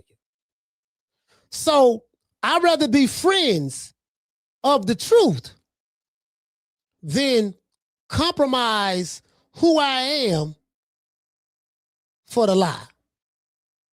And if there's a whole bunch of people over here that's flocking to the lie, I'm going to be that one guy that's over here with the unpleasant truth. And as you can see by this picture, I do not mind being by myself. I don't mind being by myself. I'm a lone wolf type guy. I don't mind. I mean, I'm not by myself. I do have the pack. I do have a pack of wolves. Trust me, there's a lot of us. But I'm just saying, for what you see, I don't mind being by myself when I'm standing on truth. That's just where I'm at. I don't mind. I ain't worried about no friends. I'm not worried about trying to get along and go along, get along to go along, or go along to get along. No, none of that. I don't care how much money you got. I don't care what you got. Because my thing is this here. No matter how much money and my favorite fighter or a fighter who I like or a boxing dad that I may like, no matter how much money the boxing dad got, the fighter that I like got, or any other fighter have, guess what? It don't belong to me. True. And no matter how much money they have, ain't neither one of them niggas giving me a motherfucking thing. Not one. Nor should they give it to me, because they are the ones who work for that money. I'm not entitled. I'm not the type of person that I'm so entitled to the point to where I feel like someone who's bust their ass to fight and scratch and claw to get everything that they want. I'm not the type of dude that feel entitled to your sweat equity. You work hard for that. You entitled to that. You're my friend, you're my brother, we talk, whatever the case may be, but I'm not entitled to your money. My friendship with you is not based upon what you can do for me. That's why I fuck with Bud. It ain't based on no fugazi shit. Mutual love and respect. Two brothers. That's it. Good guy. Bill Haney, same thing. Same thing with Bill. Like me and Bill, I ain't talked to him in a little bit since he was last on the show, but we chop it up from time to time. And Bill, all right dude. Bill, all right guy, man. Like, I like what he got going on. He's very, very smart guy. You know, when I talk to him, we really don't talk about boxing. We talk about other shit. We talk about business. This is a very, very smart dude. Like, it's a lot you can learn from Bill Haney. It's a lot you can learn from Bill Haney. You know what I mean? So I don't see Bill through the eyes of those who don't like him. You know, people see, if put it this way, if I was to look at someone through your eyes, I would never see them clearly, because my perception of them is based on your perception, how you feel about them. So I never try to judge people based on what the masses feel about them or what the flock say. Because in boxing, on social media, it has the flock and the herd mentality. All us over here with this group, LDBC. All us over here with this group, Boxing Boys. All us over here with this group, Blue Blood. All us over here with this group, Ego. All over here with this group. I'm like, man, fuck the groups. I can't, you know what I mean? Well, everybody over here, this was popping. Yeah, I'm cool. Y'all can have that. Well, everybody over there, that's what's popping. Yeah, I'm cool. Y'all can have that. Well, shit, you don't want to be over here? No, I'm good. I'm good. I'm over here with TMP, man. TMP all day. TMP over everybody. Anyways, it is what it is. Come fucking with me, you gonna get knocked the fuck out. I'm a knockout artist, baby. Hey man, shout out to the Snow Bunny. See your eyes shine, she's my Snow Bunny, please. In the winter lights, so she's my sweet Dr. Queen. Talk to my nose, this lover's got it so raw. Make you move, stepping out of control. Turn it up, it's me against the light. Snow Bunny, moving on the bar. Everything's alright, got that smooth soul feel. No, that's next to the law. With my Snow Bunny love, we're party about the night. See your eyes shine, she's my Snow Bunny, please. In the winter lights, so she's my sweet Dr. Queen. Talk to my nose, this lover's got it so raw. Make you move, stepping out of control. Turn it up, it's me against the light. Snow Bunny, moving on the bar. Everything's alright, got that smooth soul feel. No, that's next to the law. With my Snow Bunny love, we're party about the night. See your eyes shine, she's my Snow Bunny, please. In the winter lights, so she's my sweet Dr. Queen. Talk to my nose, this lover's got it so raw. Make you move, stepping out of control. Turn it up, it's me against the light. Snow Bunny, moving on the bar. Everything's alright, got that smooth soul feel. No, that's next to the law. With my Snow Bunny love, we're party about the night. Yeah, man, salute to everybody. Let's go over here, man. Check this out. So this was going on, right? This was going on over here in the world of boxing. So now I'm on X, my favorite, this is my show. I'm simulcasting right here. I'm on X right here. Let's blow this up a little bit more. I like going on there. If y'all want to know where all the cutting coochie ass niggas at, not everybody on X. I'll put it this way: not everybody on X is cut coochie. Not all of them. It's a few real cats. It's some few good people on X. It ain't that many though. It ain't that many. So it's only a few. But for the most part, a lot of that shit on X is just food. I'm talking about boxing Twitter. Boxing Twitter for the most part, just a lot of cunt coochie, you know, dick in the booty, cowards, chomping the gumps, you know, Forrest Gump ass niggas. True. For the most part. I don't even like tweet on there. I just post my show, like a post or two, and I do a lot of retweeting. Like if you see me retweet some stuff on there, I'm retweeting stuff that I can have as a reference. So if I'm talking about some shit, nah, this is what they said right here, this is what they said right there, yeah, you know, that other than that. But other than that, this shit pie. Shit straight pie. This shit straight PUSSY, I swear for God. Anyways, Shakur Stevenson, shout out to Shakur. He say $100K to some crooks who don't deserve it. Nah. I guess his daughter Leilani,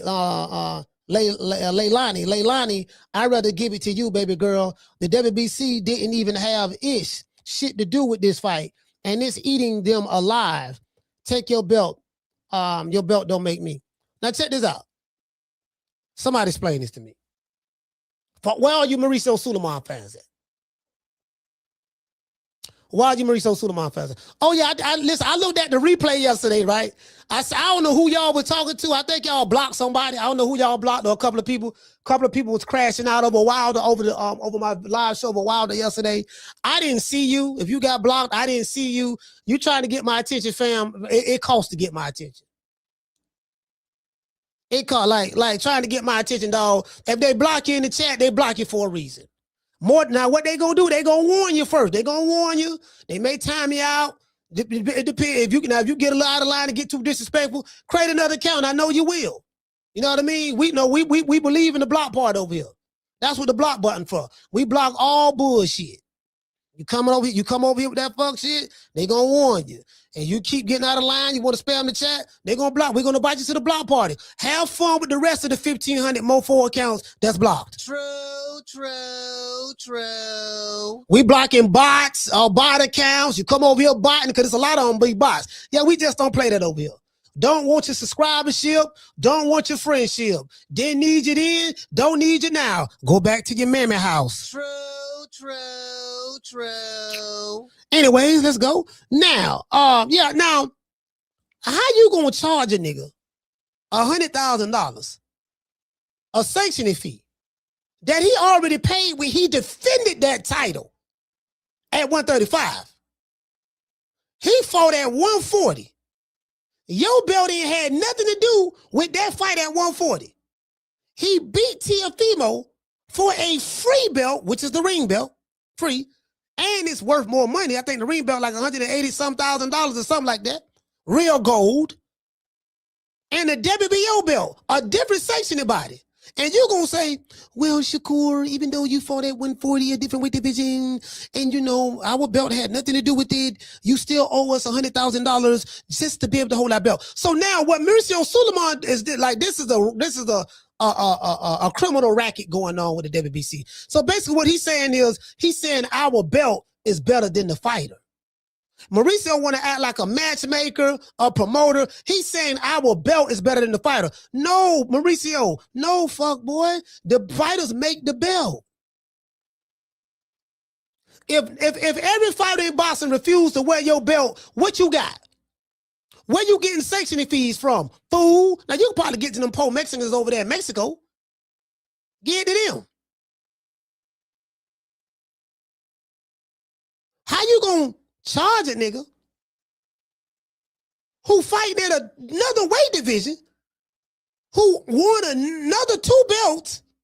Your belt ain't had nothing to do with it. At 130, he fight at 140, and they belt at 135. He got the belt at 135. Now again, Mauricio Sulaiman, you can do what you want to do with your belt. I'm not going to come with fake outrage. I'm not mad. I'm not going to sit here, oh man, look what Mauricio did. Like I saw a video Blue made. Blue, I don't know if Blue was mad because I know Blue just be making a lot of content, you know, but, you know, he seemed like he was upset. I'm like, that ain't nothing to get upset about. That ain't nothing to get upset about. The WBC can do whatever they want to do with their shit. I'm never going to get mad at a man for doing something that he wants to do. It's his shit. WBC do what they want to do when they want to do it. They don't abide by no rules. They're just, we want a nigga to stay in line. You need to be happy for the honor and the privilege that I'm allowing you to wear my belt. Man, fuck your belt. True, true, true. Fact of the matter is this. When you are a fighter of certain notoriety and you got a name for yourself, the belts don't matter to you no more. It shouldn't. The only belt that should matter to you is the ring. Or if you don't want that to matter to you, that's fine too. Once you have a certain name, once your name is a Keyshawn Davis, you don't build your name up. Or a Shakur Stevenson, you don't build your name up. Or a Canelo, you don't build your name up. Or a Tank Davis, or a Ryan Garcia, or any of these guys that have a name and notoriety already, it don't matter. The belt don't matter to them. It don't mean nothing. Because your name is big enough that it holds enough weight to where you're going to be able to get you some bread. Now, the belt means something for the lower guys, because when you get a belt, you make more money. That's true.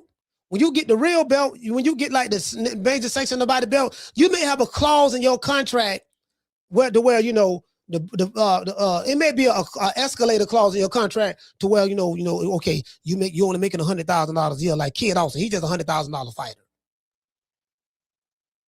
Mama, hopefully, we making millions. You made millions fighting. You ain't make no millions fighting till Lee's. Damn sure ain't make no millions fighting Tevin Farmer. Who you made millions fighting? Oh, okay. Anyway, back to what I was saying. So, Mama, hope he lying so much. So, when you're a fighter coming up in the ranks, those belts mean something. I'm talking about in today's time. Back in my day, 80s, 90s, the belts meant something, and the people they represented. The belt represented the fighter, and the fighter represented the belt. It's not a one-sided relationship. The way Mauricio Suleiman is running, he's running it worse than his daddy, than his pappy, his dead pappy. The way he's running the WBC, he's making it seem like it's an honor and the privilege for you to wear our belt. Our belt is prestigious. Our belt is the supreme belt. So when you see this belt, you bow down to it and worship it and pay us whatever we want you to get paid, because you being a WBC fighter is more prestigious than anything. The arrogance of this fool. The arrogance of this fool. As I said before, once you reach a certain level in status, that belt don't mean shit. But this is the key word. Once you reach a certain level and status, if you have not reached that level or status yet, the belts mean something to you. True, true, true. That's how that works. That's how that works. In today's time. In today's time, that's how that works. So basically, he's cutting his nose off to save his face. Well, he's cutting his face off to save his nose. What you did? I cut my face off, dog. I ain't got nothing but a nose. You see the nose right here? I'm holding the nose. Where your face at? I cut it off. To this day. Cut your face off, huh? Okay. Okay. JC say, word, in those days, a belt meant something. Times have changed. Well, you got to listen to the context in which I'm saying it. If you are an up-and-coming fighter like Abdullah Mason, that belt meant something to Abdullah Mason. By him becoming a champion, now he's able to make more money and it helps add to his notoriety. Once Abdullah Mason becomes established like a Canelo or a Terrence Crawford or Tank Davis or a Shakur Stevenson or a Devin Haney, they don't need no belt. Now, back in the day, fighters who had notoriety, the belt meant something to them too. But in today's, it's a new era. when people go to talking about, yeah, man, legacy in the fights and all that stuff there, this is a new era, bro. These people don't care nothing about no legacy, none of that shit. The legacy fighter, one of the legacy fighters just retired, Terrence Crawford. He just retired. These ain't legacy fighters no more. These are popular, social media popular fighters now. This is not the legacy era. This is the swag era. This is the social media era. This is the let's get it popping Liddy era. This ain't the legacy era no more. That's over with. That era's over with. Now what Turk Al Sheikh them is doing is trying to bring it back. They doing that, so we'll see how it works out. But boxing is any comeback sport. Put it this way. I was listening to the boxing boys, right? But for about 30 minutes. And they had Michael Williams Jr. on there, right? That was the guy that was supposed to fight Adrian Broner on BLK Prime, and he pulled out. Roy Jones Jr. fighter. I think he got hurt or something. And him and Two-Tone, he was cooking Two-Tone. He cooked him. And they was having a debate about belts matter and belts. Tone was like, the belts don't matter. And I understood where Tone was coming from. But I think Two-Tone was so busy trying to be right that it did not allow him to listen. And sometimes when you get in your feelings, it clouds your vision. It clogs your ears. You're not able to see and hear because the only thing you can see is your perspective, and the only thing you can hear is where you're coming from. So Michael Williams was agreeing with Tone, but he was explaining it's not as simple as the belts don't mean nothing. They do mean something to a guy that's coming up in the ranks, like a Keith Cologne. Keith Cologne been on this channel. Belts mean something to him. He say Michael Jr. really messed up. He should have fought AB. Hurt no, he was hurt. Couldn't fight him. How he messed up? He was hurt. If he fight him while he's hurt and lose and get messed up, and then he say, man, I was messed up. I shouldn't have took the fight. Then, oh man, ain't no excuse. You ain't had been to fight the man. And then you got to look at the circumstances. It was a short notice fight. He was the third fighter that pulled out on AB. No Diddy. The first fight was at Ivan Redcast. The second he pulled out. The second fight was Hammer and Hank Lundy. He pulled out. AB was going to fight like a week later or a week and a half or 2 weeks later. This dude coming off a short notice, like a 10-day notice. And if he wasn't physically in shape and he was hurt and ended up getting hurt on a 10-day notice, you know the thing about boxing. I mean, yeah, it can happen. You can come in a 10-day notice and win, but like he was messed up. Yeah, he was messed up. It was messed up. Yeah, you get what I'm saying? So, yeah. But back to what I was saying though. Was Michael was right. Tone was right too. But Michael was right. Like, you gotta put everything in its proper. It's all about putting it in the proper context. Everything ain't black and white. There's a gray area. Tone was missing the gray area. For Tone is black and white.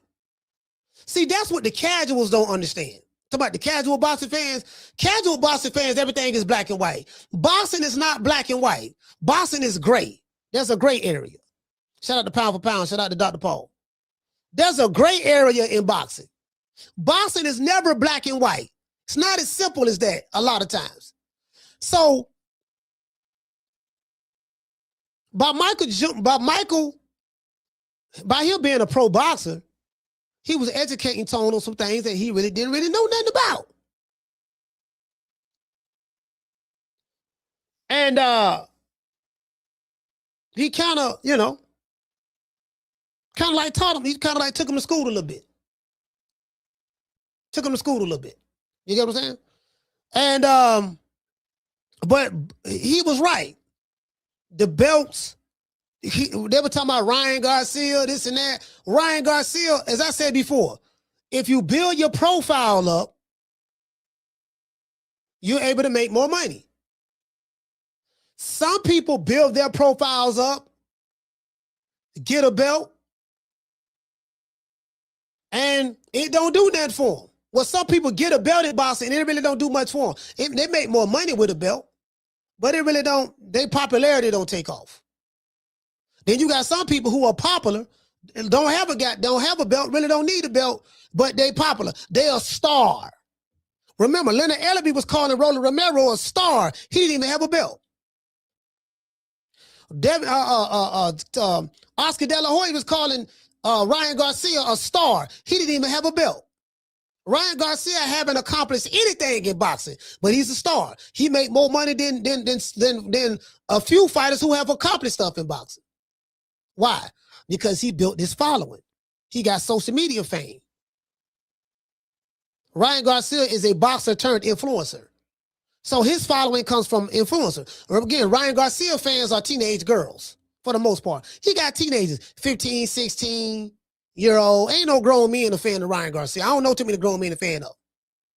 I mean, I think Two-Tone is, but outside of Two-Tone, and I don't know who else may be. Like, you know what I mean? Because Ryan Garcia, you know, he's a kid. He act like a damn kid. His fan base are teenage girls.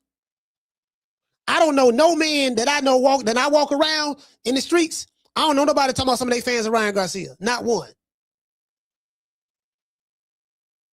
Then see, the dudes I know, they don't even look at him as a real fighter. But he make more money.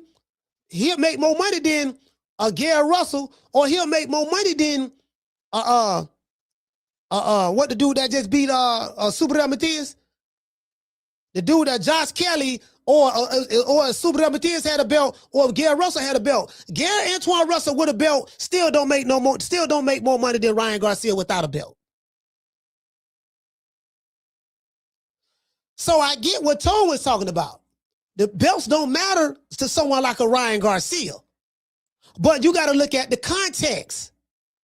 Ryan Garcia don't represent the thousands of boxers around the world who are not Ryan Garcia. That belt means something to El Rayo. That belt means something to Bam. All fighters are not created equal. So you just can't use a blanket statement and say belts don't mean nothing. That's a blanket statement.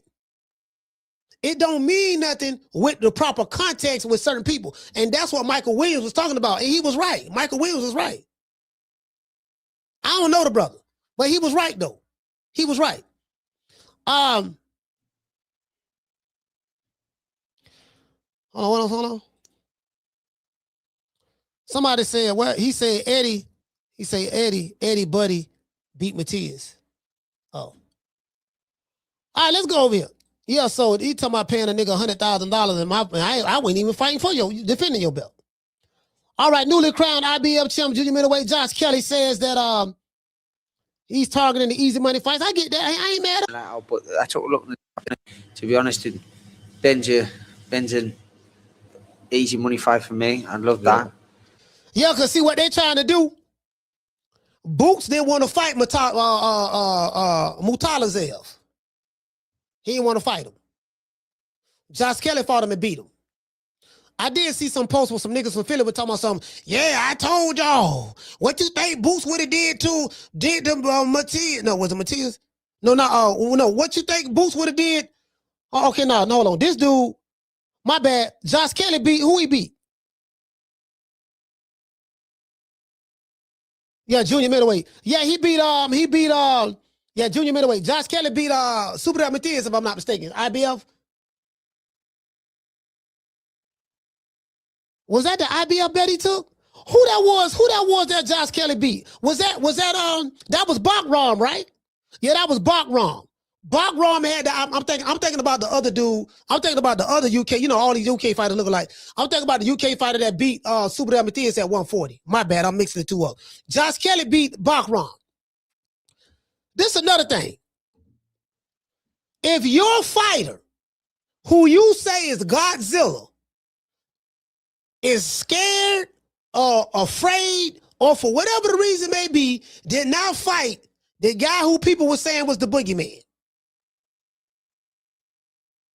And he fought in like over a year, 400 some days. And he fight a guy, and that guy beat him. You don't automatically win by default. You can't be the fighter or your fan base like, yeah, like some of these Boots fans that's over there in Philly. Y'all some silly niggas. Yeah. I ain't talking about everybody from Philly. I'm talking about the niggas who own this shit that I'm talking about. Yeah. Yeah, what you think Boots would have did to him? Boots ain't do it. True. You don't win. You don't get a victory over somebody by default because somebody else cleaned them up for you. Somebody else took a chance, betted on themselves, and fought the guy that you refused to fight. You don't win you don't claim fame off another nigga hard work. Josh Kelly did what y'all didn't want to do. You can't sit back and be like, yeah, man, look what we did. What you think Boots would have did to him? I don't want to hear what I think. Why he ain't fight him? Y'all see this is what I'm trying to tell y'all. The Philly fighters and fan base today is different from when I was coming up. This shit coming out of Philly today, that shit kind of like, you get that shit like Sharman, dog. Just call it the way it is. I don't need your friendship. I'm good. True. How you gonna claim fame off some another nigga did? You didn't do it. So I don't want to hear nothing about what you think would have happened if Boots would have fought him. Well, guess what? We damn sure won't know because Boots ain't fight him. To this day. Anyway, let's move on. Let's move on. I just bodied that right quick. When I dropped the phone lines, anybody got a problem with it, please call me. I ain't ducking nothing. Let's see. Who this is? Tone.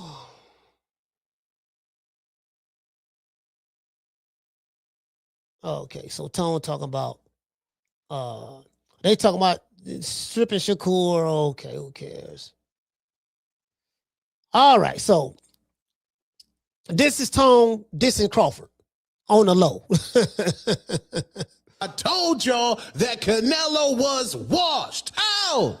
Looking back on that fight with Terrence Crawford, what went wrong? I try, but my body doesn't respond. He deserves all the credit. You gave him a big opportunity. You're a type of guy who likes a little payback. Was there any part of you that got upset when he announced his retirement? We need to run it back.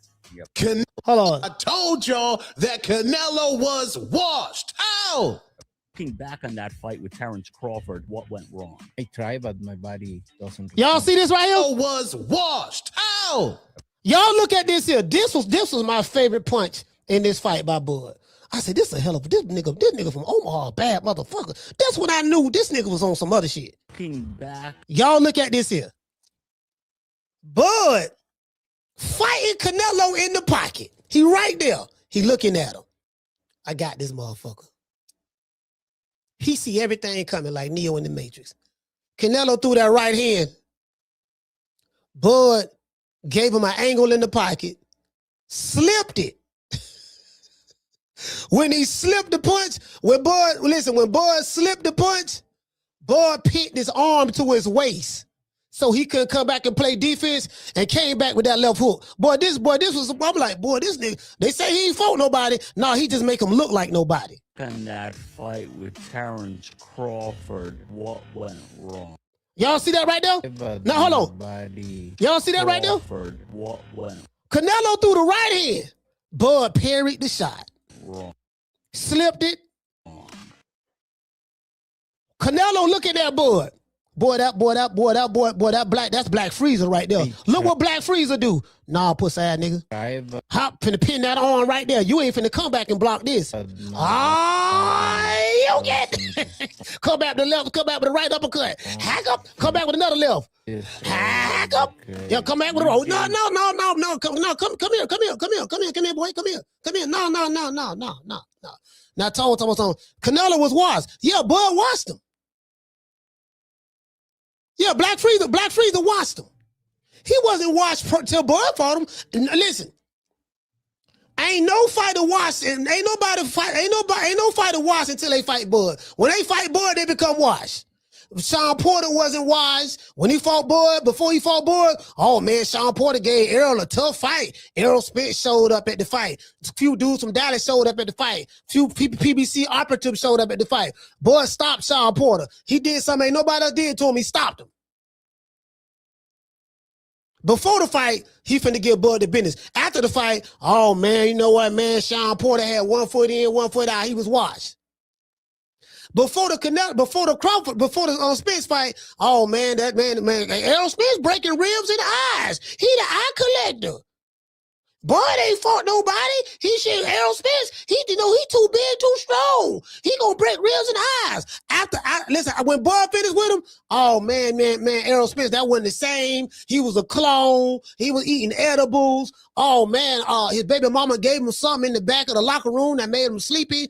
Oh, it was the car accident. Oh, he ain't been the same. He had Cadillac surgery. He finna have another Cadillac. You know, it was all of that. Then when before he fight Canelo, hey yo, there is. Are you weary? Are you weary to feel the Mexican power? Hey, there is. Are you weary? Are you weary to feel the Mexican power? That's what was going on. This what they were saying. What they were saying before the fight. You know what I mean?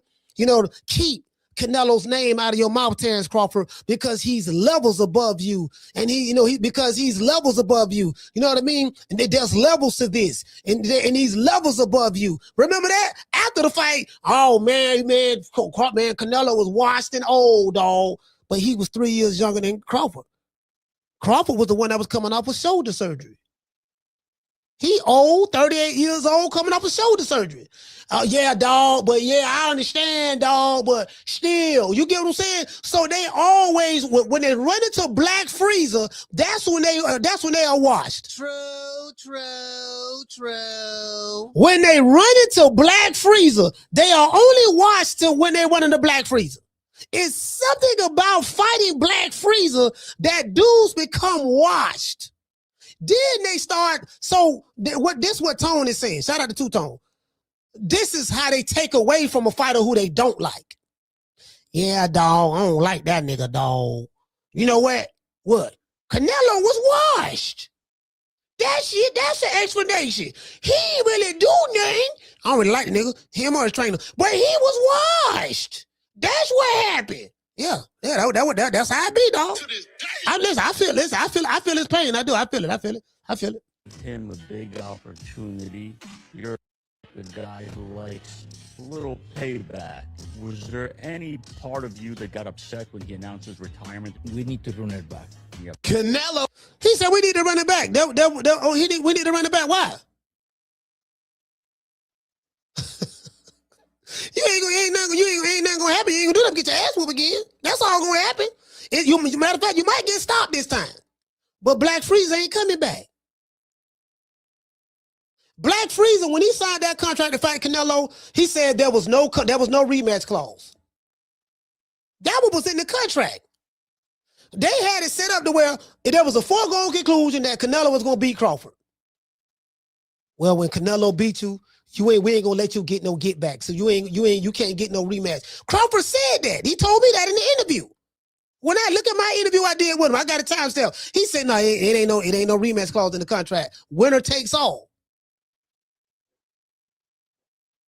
He was so sure that he was gonna win. I don't need a rematch. This guy is, he's gonna feel my power. He's gonna feel the Mexican power. Once he feel the Mexican power, he's going to run like Jamel Charlo. You know how they do it. That's wrong, that's wrong. He did nothing to you. When Black Freezer came out there dressed in all black, his mariachi band was dressed in all black, and he came to the ring with dressed like Desperado, looking like a black Mexican hitman. Black Freezer, look, man, we ain't worried about no rematch. I'm gonna beat your ass so thoroughly, fam. Dog, when I get through putting these hands and foots on you, when I get through putting these North Omaha hands and foots on you, guess what, dog? They're gonna be talking about you was wise. You gonna go to talk about your body wouldn't respond. My baby mama was pregnant. My wife had a headache. My cousin had arthritis in his left knee. But even though Canelo didn't make no excuses, really, he said his body wouldn't respond. It was responding in the past. Your body was responding when you fought Caleb Plant. When you fought doggone John Ryder, your body was responding. When you fought Jaime Munguia, Jaime, he just a baby. It was responding. When you fought William Skull, some say William Skull beat you, and guess what? And William Skull got knocked out. You couldn't even knock William Skull out, but a white dude from the UK knocked him out, if I'm not mistaken. You fight Black Freezer, the body can't respond. True. See, that what happened when you fight Black Freezer. When you fight Black Freezer, it just stuff don't work right no more. The stuff that was working before, hold on, put it. Some of y'all in here don't know. Y'all don't watch Dragon Ball Z, so some of y'all don't watch. I need to let the ladies know y'all don't know who Black Freezer is. I need to let y'all know who Black Freezer is. Y'all want to see Black Freezer? Because y'all need to know who this boy from Omaha, Nebraska. See this dude from Omaha, Nebraska. Coach keep calling him Black Freezer. Who is Black Freezer? I'm gonna show you who Black Freezer is. Nigga, Black Freezer, nigga, shit. Nigga, motherfucking shit. Nigga, Black Freezer ain't nothing to be fucked with, man. Y'all better ask a nigga about Black Freezer, man. Nigga, motherfucking Black Freezer, man. That motherfucker ain't no joke, man.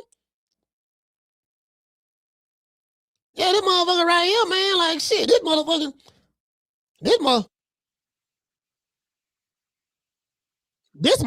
Black Freezer. Y'all don't know who Black Freezer is? This him right here. This Black Freezer right here.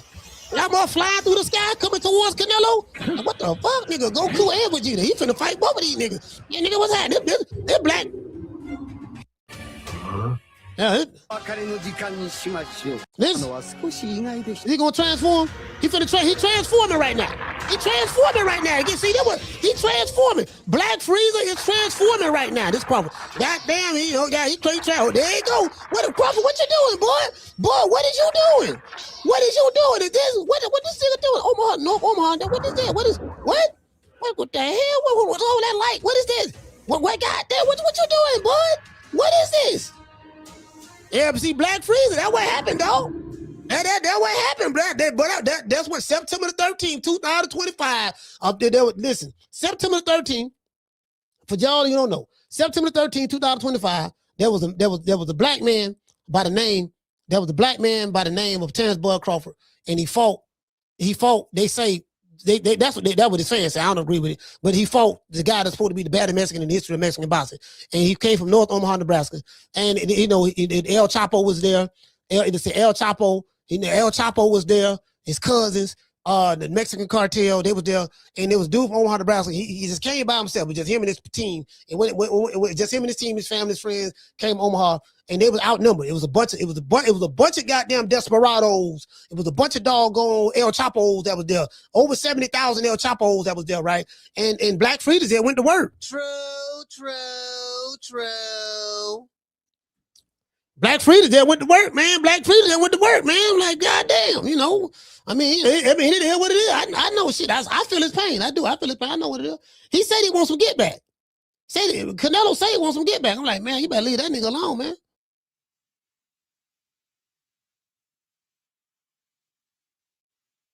Canelo Alvarez sat down with Mr. Versace of Ring Magazine and told us what went wrong in the Terrence Bud Crawford fight. You know what went wrong in the Terrence Bud Crawford fight? Canelo, you signed the contract. True. Same thing went wrong with Errol Spence. He signed the contract. Same thing went wrong with David Avanesian. He signed the contract. Same thing went wrong with Marjamal. He signed the contract. Same thing went wrong with Sean Porter. He signed the contract. Same thing that went wrong with Kell Brook, Amir Khan, The Mean Machine, Jeff Horn. Who else? I said Sean Porter, right? He signed the contract. That's what went wrong. Same thing that happened to Victor Postal. Same thing that happened to doggone what's my main man name? And Dongo. Same thing that happened to doggone Felix Diaz. Same thing that happened to doggone what's my main man name? Damn, I forgot. It's so many. Gold medalist, Felix Diaz, Hammer and Hank Lundy. Same thing happened to Hammer and Hank Lundy.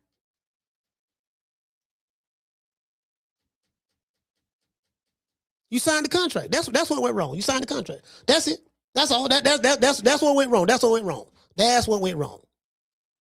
The man said that his body would not respond. I told y'all that Canelo was washed. I told y'all that Canelo was washed. That wasn't what you were saying before the fight, though, Tom. Before the fight, you wouldn't have said he was washed. That motherfucker told the motherfucker. Two told the motherfucker.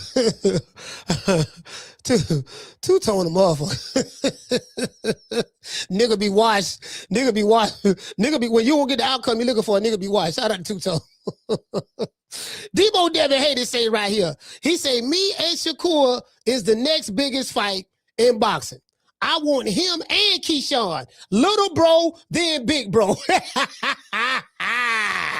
Y'all see Deebo. Deebo say, here come Deebo. Come Deebo. Who? Deebo. What's up, y'all? What's up, Red? What you got on my 40, homie? Hey, motherfucking Deebo Dale. Y'all see Deebo Dale. He say both of these guys are scared, especially Keyshawn Davis. He terrified. Y'all look at this.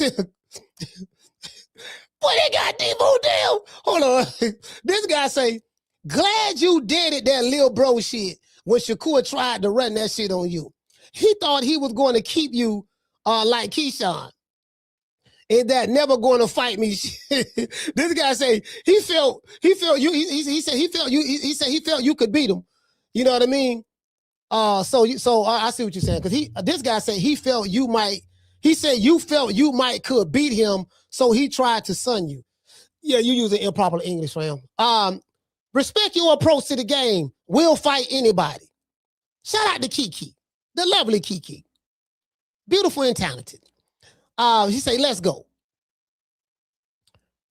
This guy say, don't forget, beloved. And they show, why they showing him? Like, why they showing him? Why they showing him? You know what I mean? He need to be worried. He need to get in contact with my people at IT. Sitting in the county jail right now for child support, driving on a suspended license, or a missed court date? Don't even trip. I made one phone call to IT bail bonds, and they had me out the same day. No judgment, no games. Just real people who move fast. If you or a loved one is locked up in the city of Tampa, call IT Bail Bonds at 813-231-2663. IT Bail Bonds is located at 6201 East Hillsborough Avenue, Tampa, Florida, 33610. IT Bail Bonds. When freedom is on the line, call IT. That's right. Run, Tank, run. Run the Great House. Run the Great House. Run, Tank, run. Shit, I'm talking about shit. Run. Don't let them catch it, man. Make them crackers run it. Make them crackers run it. Shakur talking about some what weight? Shit, what you mean what weight? 147. He said Shakur asked you what weight, and you never responded. What you mean what weight? Like, bro. Okay, shout out to Shakur Stevenson. Deebo Devin Haney is the champion at 147 pounds. You are a champion at 140. If you want to fight Devin Haney like you said, Shakur, you got to move up to 147 to fight him. He's not obligated to come down to 140 or whatever to fight you. He the champion up there at 147. He ain't coming down. And if you ain't going to 147, guess what? That's a mute point. They ain't going to fight. To this day. Now, Keyshawn say he moved up to 135. He moved up to 147. Now, Keyshawn, if you move it up to 147, okay, you can get it with Deebo Dev, and Deebo Dev, you can get it with Keyshawn. Yeah, that's it. That's it. I ain't shit, nigga. If I want to fight you, I ain't finna be. Listen, that's like me wanting to fight somebody in the chat. I want to fight doggone Green Eyes P, or I want to fight Summer in November, or I want to fight Kiki, or whoever in the chat that can box, right? You the champion in a higher weight division than me. Yeah, nigga, I'm finna come up there and fight you. Yeah, what weight we gonna fight at? What you mean, what weight we gonna fight at, nigga? I fight at 147.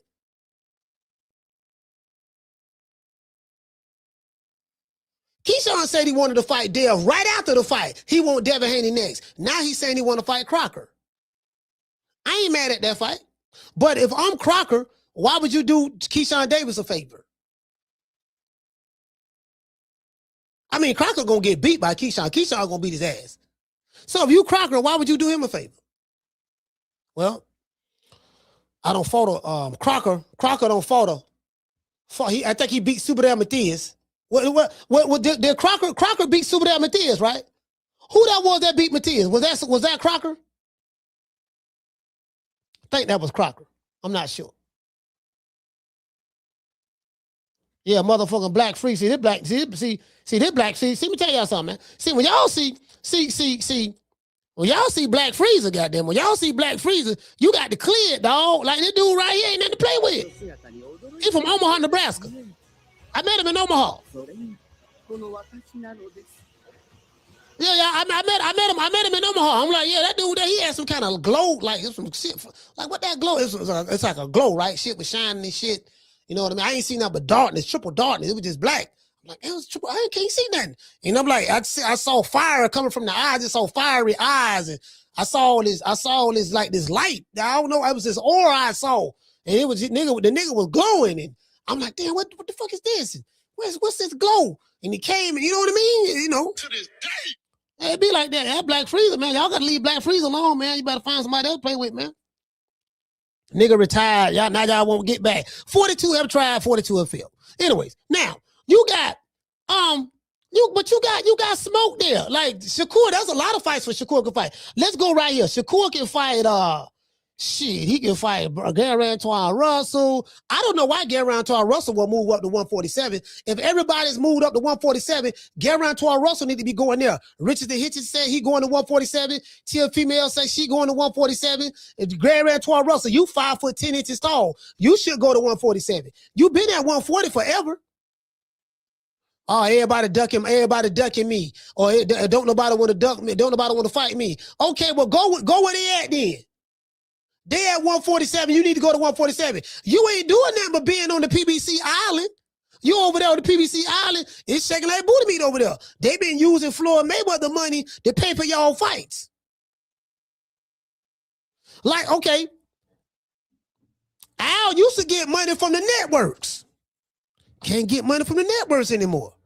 He over there with BLK Prime, not BLK Prime, Amazon Prime, and Jeff Bezos like, look here, baby boy, your credit bad out here on these streets. Your credit bad, your name tastes like shit in my mouth, so I don't like the way shit tastes, so this is what I'm going to do, baby boy. I'm going to let you come over here, but we ain't getting no money. You just going to, what you can do, you pay for your own fights, and you pay me, you can put your fight on my cards. On my platform, and you can and you promote and let everybody know that it's over here, and you can do it like that there. But if you thinking that I'm gonna get you a budget, no sir. Everybody out, Fosto gave you money, NBC gave you money, or whatever, or Showtime gave you money, Waddell and Reed gave you money. All my good white friends in the industry that are billionaires gave you money, and you shitted on them and fucked them. And you think, goddamn, you finna come over here and get some money from me? No. True.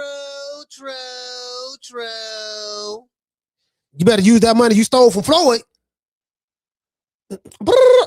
Yeah, like I said before. Hey Al, how you doing? Hey Floyd, check this out. Yeah, what's up, Al? You know I love you, right? You know I love you. Yes, Al, I know you love me. I know you love me. Where's that coming from? You know, do you trust me? Yes, Al, I trust you. You know that I give you power of attorney over all of my money. Yeah, thank you for doing that, dumb ass nigga. What do you say? You call me dumb? No, I didn't call you dumb. I was talking to you know my mom. See, oh, okay. Yeah, now what it is? Check it out though.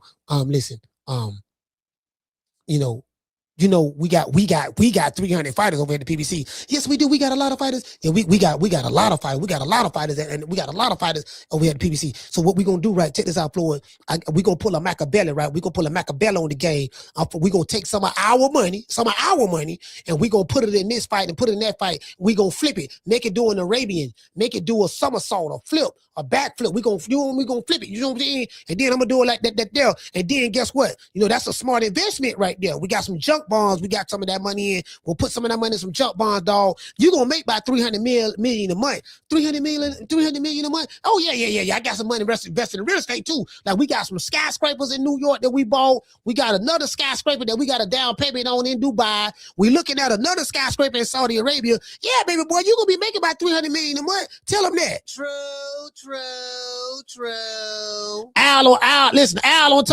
Al on told Floyd he making $300 million a month.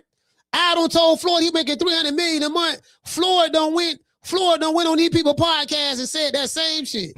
How in 36 months, of course, with one of my new investments, I would be making $300 million a month. But what investment is that? Just in real estate. I got you. And I'm heavy in real estate. I'm real heavy in real estate. Even though, I got my own liquid, that means cash. For those, I break it down in layman's terms. Even though I got a lot of cash, OPM. Okay. OPM. You don't always have to use your money. That's why it's very important for y'all to make sure y'all keep y'all credit right. Talk to us about very important. Yeah, see, Al Heyman know that for a fact. Yeah, you ain't never got that down there. Hello? Hey, what's up, coach? Who it is? This Al Heyman. Al, what's up, man? I'm looking for you, dog. Yeah, man, check this out. Hey, man, shit ain't going too good. Yeah, it is, right? Yeah, you got some money I can borrow? Oh, no, I ain't got no money, dog. I ain't got no money you can borrow, dog. Shoot bad. I'm finna ask you for some money. Oh, yeah, I'm glad you didn't. I'm trying to beat you to it. Yeah, listen, we got these fights we trying to do. I got Floyd Mayweather money. He gave me power of attorney, so I got all his money. And he's spending a lot of money. So he's blowing so much money, he ain't really keep track of what's going on. So he's suing. So he tried to come to me and say, look where his money at. He said he don't hooked up with some new white folks. He got some new white folks. Well, he got, he hooked up with some people from the Jewish community. He hooked up with some people from the Jewish community. That's why he was up there at this convention, with the Jewish League, and he said that he's staying with Israel. Remember, he said that. Yeah, Floyd said he's staying with Israel. I was like, okay, cool, he's staying with him. I said, what that got to do with me? He said, yeah. So what he did was he hooked up with them, and then now, they, now through them, he hooked up with some new friends, and now he's trying to come at me. But my contracts are tighter than snake ass. In my contract, it shows that he cannot sue me. I just remember, I told you, yeah, I saw that. Say he can't sue you. Yeah, you know what I mean? So, he gave you power of attorney. Oh, yeah, I see that. Yeah, so he came to me. I told him Stephen Espinosa got the money. Stephen Espinosa, yeah, see, but still don't Stephen Espinosa ain't got the money. Yeah, that's what I told him. So I put him on Wild Goose Chase. So listen, check this out, baby boy. I'm about to use his money in order to keep my company afloat, because the good white man at Amazon, through racism and white supremacy, they want to keep the black man down and don't want to give me the money. Well, the white folks don't have to give you their money, and you have a track record of fucking people. Your track record, you got Wild Ellen Reed suing you. You fuck people. You know what I mean? So I hear fighters talking about something, Al been good to us. He ain't been good to his investors. True. He haven't been good to his investors. So, I'm just saying, shit. Y'all let Floyd know. Hey, listen, Floyd, they say Floyd need a fight. I got somebody he can fight right now. Oh, pussy ass nigga, what's going on, boy? I'm telling you, boy, I'm knock your fuck ass out, boy. Blow for blow, pound for pound, nigga. I got the title, nigga. I'm telling you, boy, I'm finna knock one of you what kind of niggas out. Nigga, I got these hands, nigga. I'm throwing them paws at that nigga, finna knock your ass down again, nigga. Get your ass back up, nigga. Don't run, nigga. I'm telling you, boy, I want a hole of smoke. Nigga, I'm throwing them paws, nigga. I'm putting them hands on you, nigga. I told you what I'm gonna do to you, nigga. Catch you with the check left hook. Nigga, I told you, boy, pound for pound, nigga. I'm the best. This more action than any Devin Haney fight. Put these paws on you, nigga. I told you, I got your backing up, nigga. I got your backing up. Nigga, watch that check left foot, knock your ass down again, nigga. I'm telling you, boy, it is what it is, nigga. I'm gonna make it do what it do. I'm telling you, boy, we ain't even playing over here, boy. Yeah, I'm trying to tell you, man, that's what it is right here. So they sent back, yeah, man, y'all better leave Black Freeze alone, man. Y'all leave that nigga alone now, boy. Nigga retired. Y'all wanna more. Y'all see Deebo, look at that. This Deebo Devin Haney fans right here. His fans right here, over here, look, they say Devin Haney got pit bull in the chest. Deebo. He got pit bull in him. That's what his fans say. He said, calm down, little bro. Ryan beat your ass. They said, oh, okay. They say Ryan beat him. Okay, cool. Ryan beat him. What I got to do with Keyshawn and Shakur? You know what I mean? Notice he ain't say he want to see that fight. He just say, calm down, little bro. Ryan beat your ass. What I got to do with Keyshawn? What I got to do with Keyshawn and Shakur? He called him out Keyshawn and Shakur. You talking about Ryan beat his ass. And then Ryan got his ass whooped by Rolly Romero. Come on. Make it make, and Tank. Make it make sense. He said, you pull that off, I swear you will never hear a hater's voice again. Bullshit. Bullshit. One thing about haters move the goalposts. That's what they do. They'll tell you they want to see you fight somebody, and when you beat them, after the fight, they'll take credit from, oh man, well, you ain't really did nothing, dog. Well, really, his shoulder was hurt. He was washed. You fought him at the right time, dog. Listen to before and after a fight. Before a fight, they say you can't beat him. He too strong. You gonna lose. They got their money on the other guy. After the fight, yeah, dog. Yeah, man. Yeah, you ain't really did nothing, dog. You fought him at the right time. Like, okay, I picked Brian Norman to beat Deebo Dev. I was wrong. Devin Haney beat him. I ain't saying that about Brian Norman. He was wise. He wasn't ready. No, he was ready. He was ready. He trained. He was running miles and everything. He was ready. He just got beat. No excuses. He got beat. He really wasn't experienced. His daddy didn't give him no right instructions. This is what I told y'all about elite fighters. You know the difference between an elite fighter and a regular fighter? An elite fighter, he don't need no instructions. He know how to make the adjustments in the middle of the fight. Terrence Crawford get instructions in the corner. He executed the game plan to perfection. But it's some things in the ring that they didn't even train for that fighters do. Perfect example, Crawford threw a jab at Canelo. Canelo parried the jab. He blocked it. Crawford turned the jab into a hook. Y'all remember that? Jab to the body, parried it. He rotated his arm over, rotated his wrist over, and bam, hit Canelo with a hook. They didn't train for that. That wasn't something he worked on in training. He made that up on the fly. When he pinned Canelo arm to his body and hit him with that left hook, he wasn't working on that in training. He made that up on the fly. Elite fighters know how to make adjustments. When you go back to the corner, your trainer looking at you like, God damn, nigga, what you just did? Nigga, I told you I was Black Freezer. What the fuck, nigga? The nigga blocked his shot, but you made it do a 3. You made it do a 180. You hit a nigga with the 180 hook.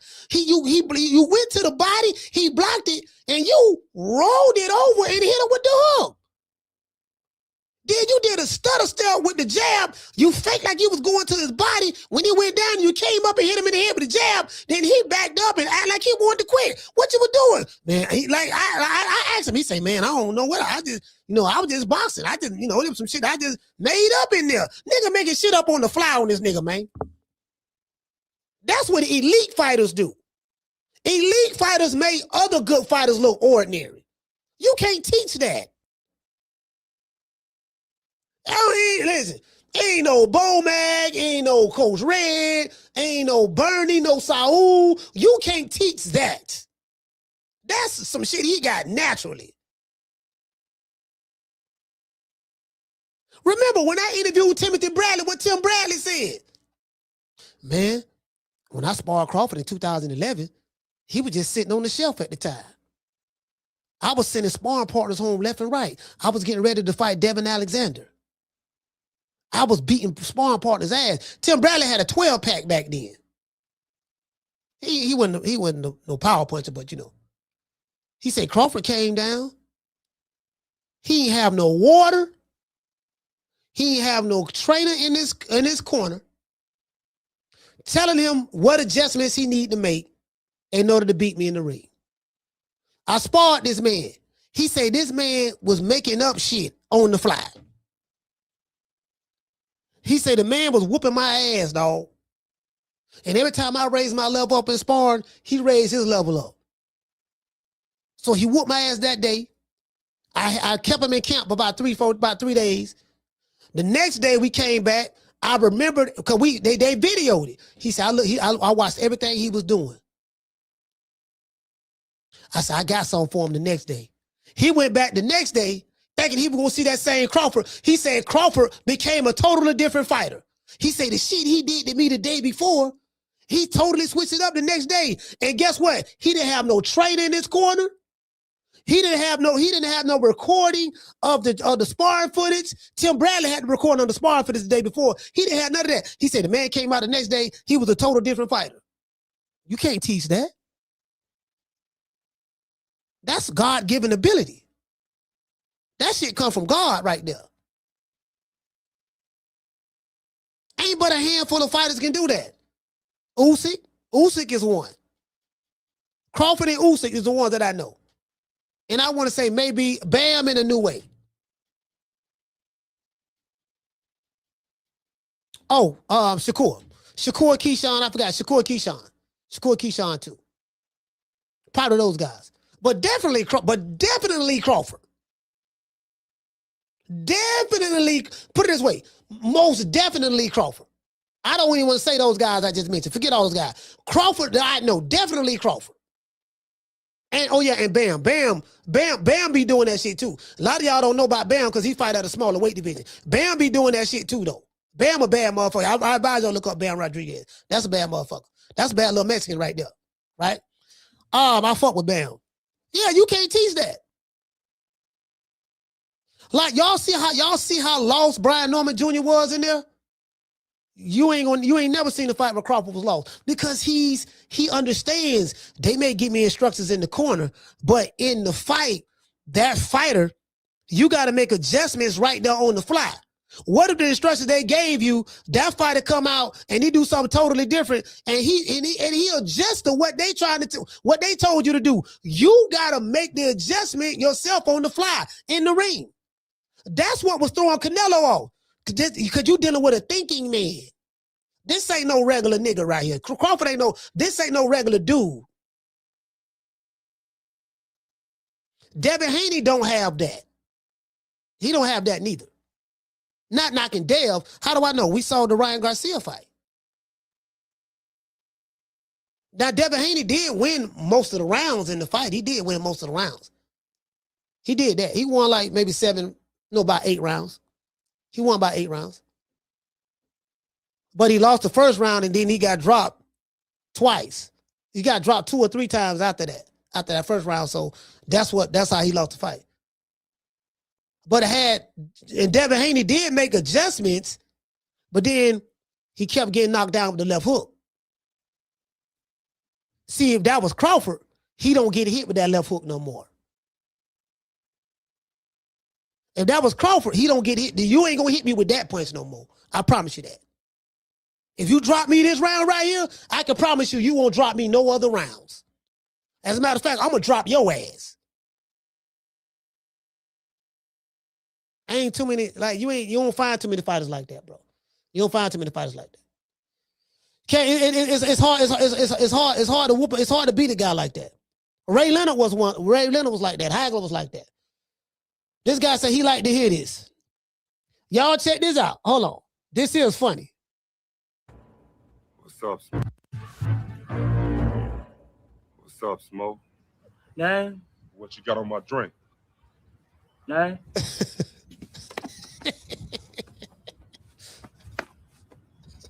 Nigga Deebo Dale checking Keyshawn. Don't lie. And that, man. What you got, Craig? I'm broke as a joke. Y'all some high rollers, and y'all broke. What's up, Stanley? Well, fuck you then, punk. Hey, bro. They making Devin Haney Deebo for real. Bro, they making Devin Haney Deebo for real. What's up, Smoke? Nah. What you got on my drink? Nah.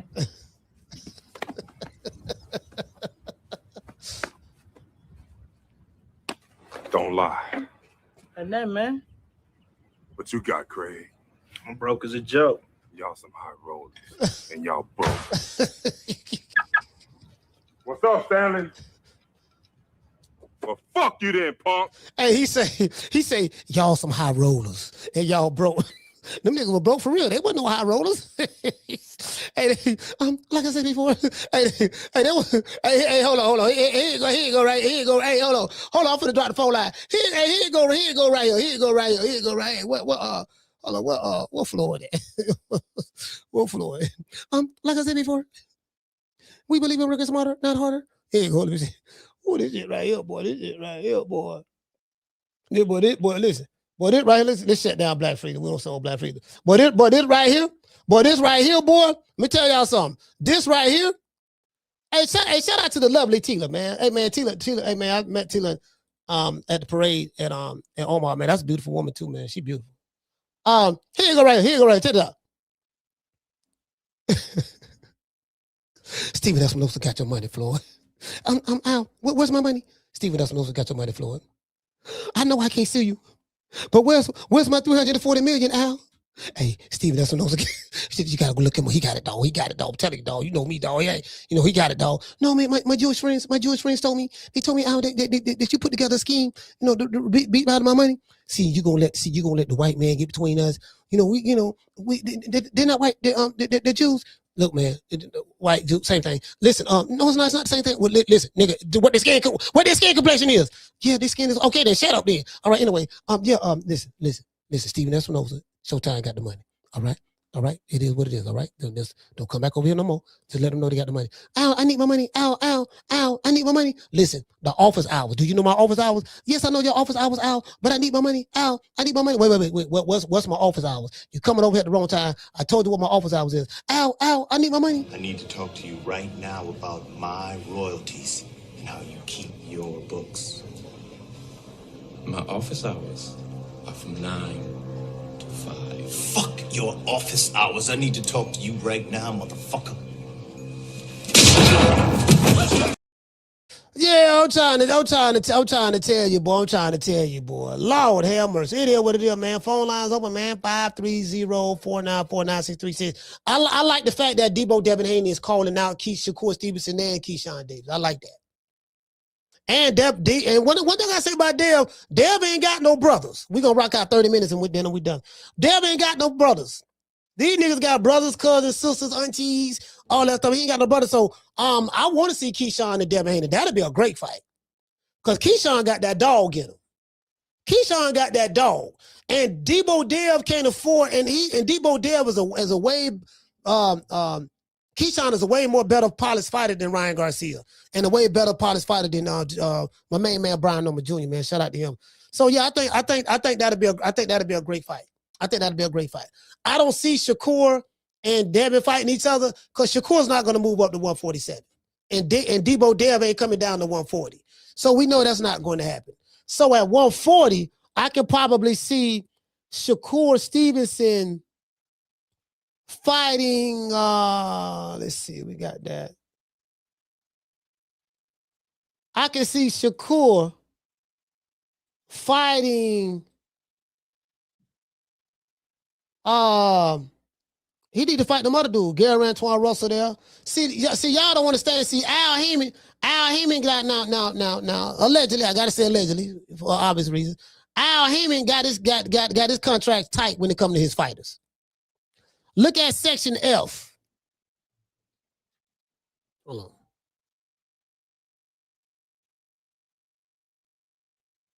See what this is.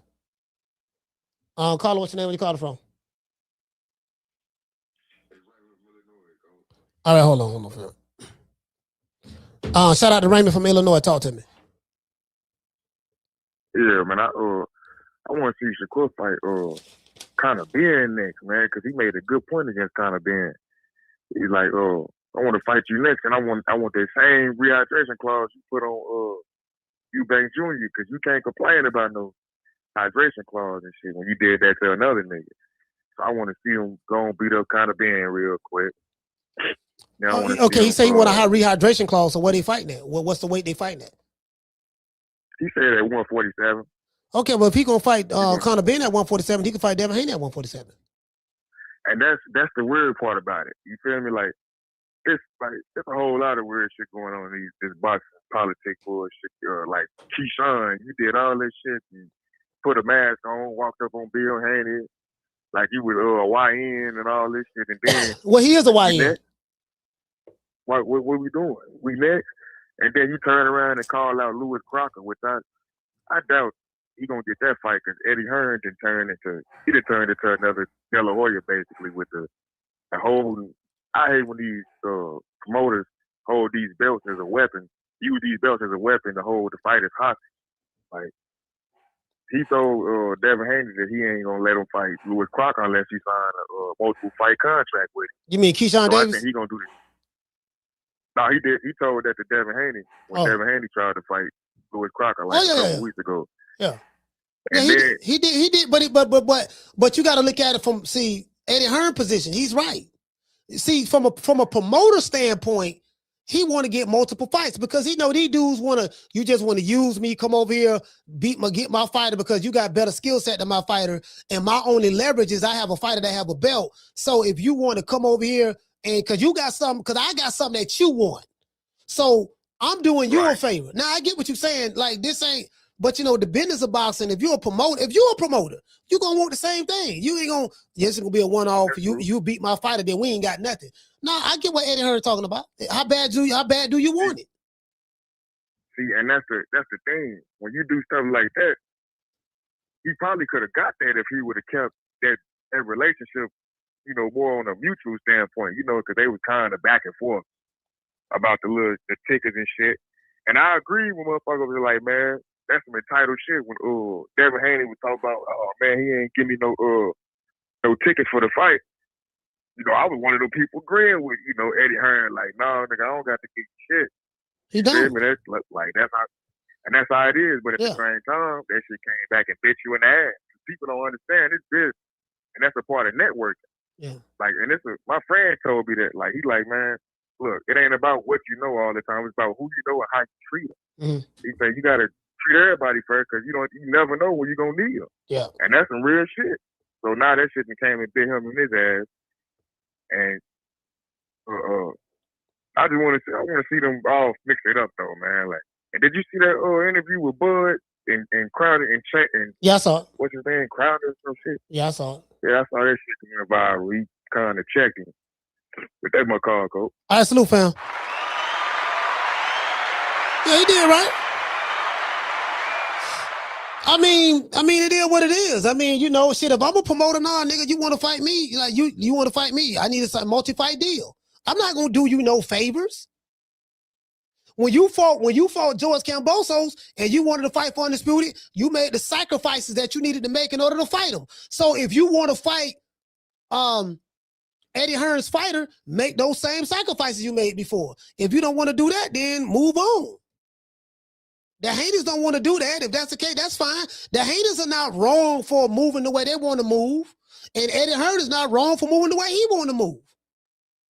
Two things can't be right at the same time. For whatever business reasons, the haters don't want to find a multi-fight deal with Eddie Hearn. And for whatever business reasons, Eddie Hearn don't want to let his fighter fight a one-off with Devin Haney. Because you know how it's going to be. Jab you, grab you, tie you up, jab you. It ain't going to be no knockouts now, but he's going to jab him, outpoint him, and get the belt and then move on. So why should Eddie Hearn do him any favors? Just like why should Devin Haney do Eddie Hearn any favors? If there's no compromise, move on, go find somebody else. Go fight Keyshawn. Go fight Shakur. See, can you make that fight? He got to move on. Don't nobody owe Devin Haney nothing. And don't nobody owe Eddie Hearn nothing. So I see it both ways, to be honest with you. Let's see. I want y'all to see this. Now, this is Al Heyman. Al Heyman got it tight. He got it tight now. Now, sources say this was in this. Sources say this is what's in this contract, according to sources. This Uncle Al right here. This is how he covered himself. Look at Section E and Section F. Section E, advisor, which is Uncle Al. Uncle Al Heyman hereby represents and warrants that he is free to enter into this agreement and that this agreement does not breach or violate any other agreements to which Al Heyman is a party of. Al Heyman, when I say advisor, means Al Heyman.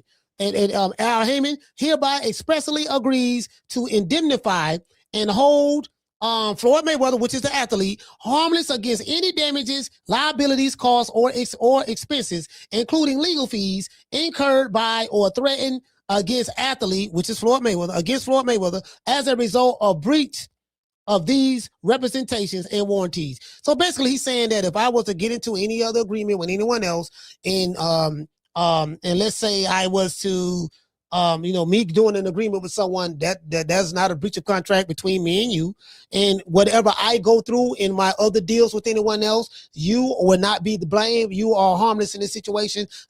Whatever we got going on or whatever I got going on with somebody else, it will not affect you in a negative light. You are not responsible for that. That's Section E, right? That's a good thing, right? But look at Section F. Athlete, which will be Floyd Mayweather. Floyd Mayweather acknowledges that the advisor, Floyd Mayweather acknowledges, athlete is Floyd, advisor is Al. Floyd Mayweather acknowledges that the advisor, Al Heyman, has no present or future responsibilities or duties with respect to the conduct of Floyd Mayweather's personal, financial, and business affairs, and that advisor, which is Al Heyman, and that the advisor, which is Al Heyman's duties, are limited solely to boxing and entertainment-related matters. Athlete, which is Floyd Mayweather, expressly agrees to indemnify and hold advisor, which is Al Heyman, harmless against any damages, liabilities, costs, or expenses, meaning money, including legal fees, with respect to any claims or litigation that may come up in the future relating to said personal, financial, or business affairs. If this is in Al Heyman's contract, for which somebody from the PBC told me this is the clause that's in there, and he also got an NDA clause in there. If this is in his contract, guess what? This explains why Floyd couldn't sue him. Now, according to what somebody told me that Rick Glazer said, I ain't spoke to Rick. I think Rick called me this morning. I ain't even answered the goddamn phone.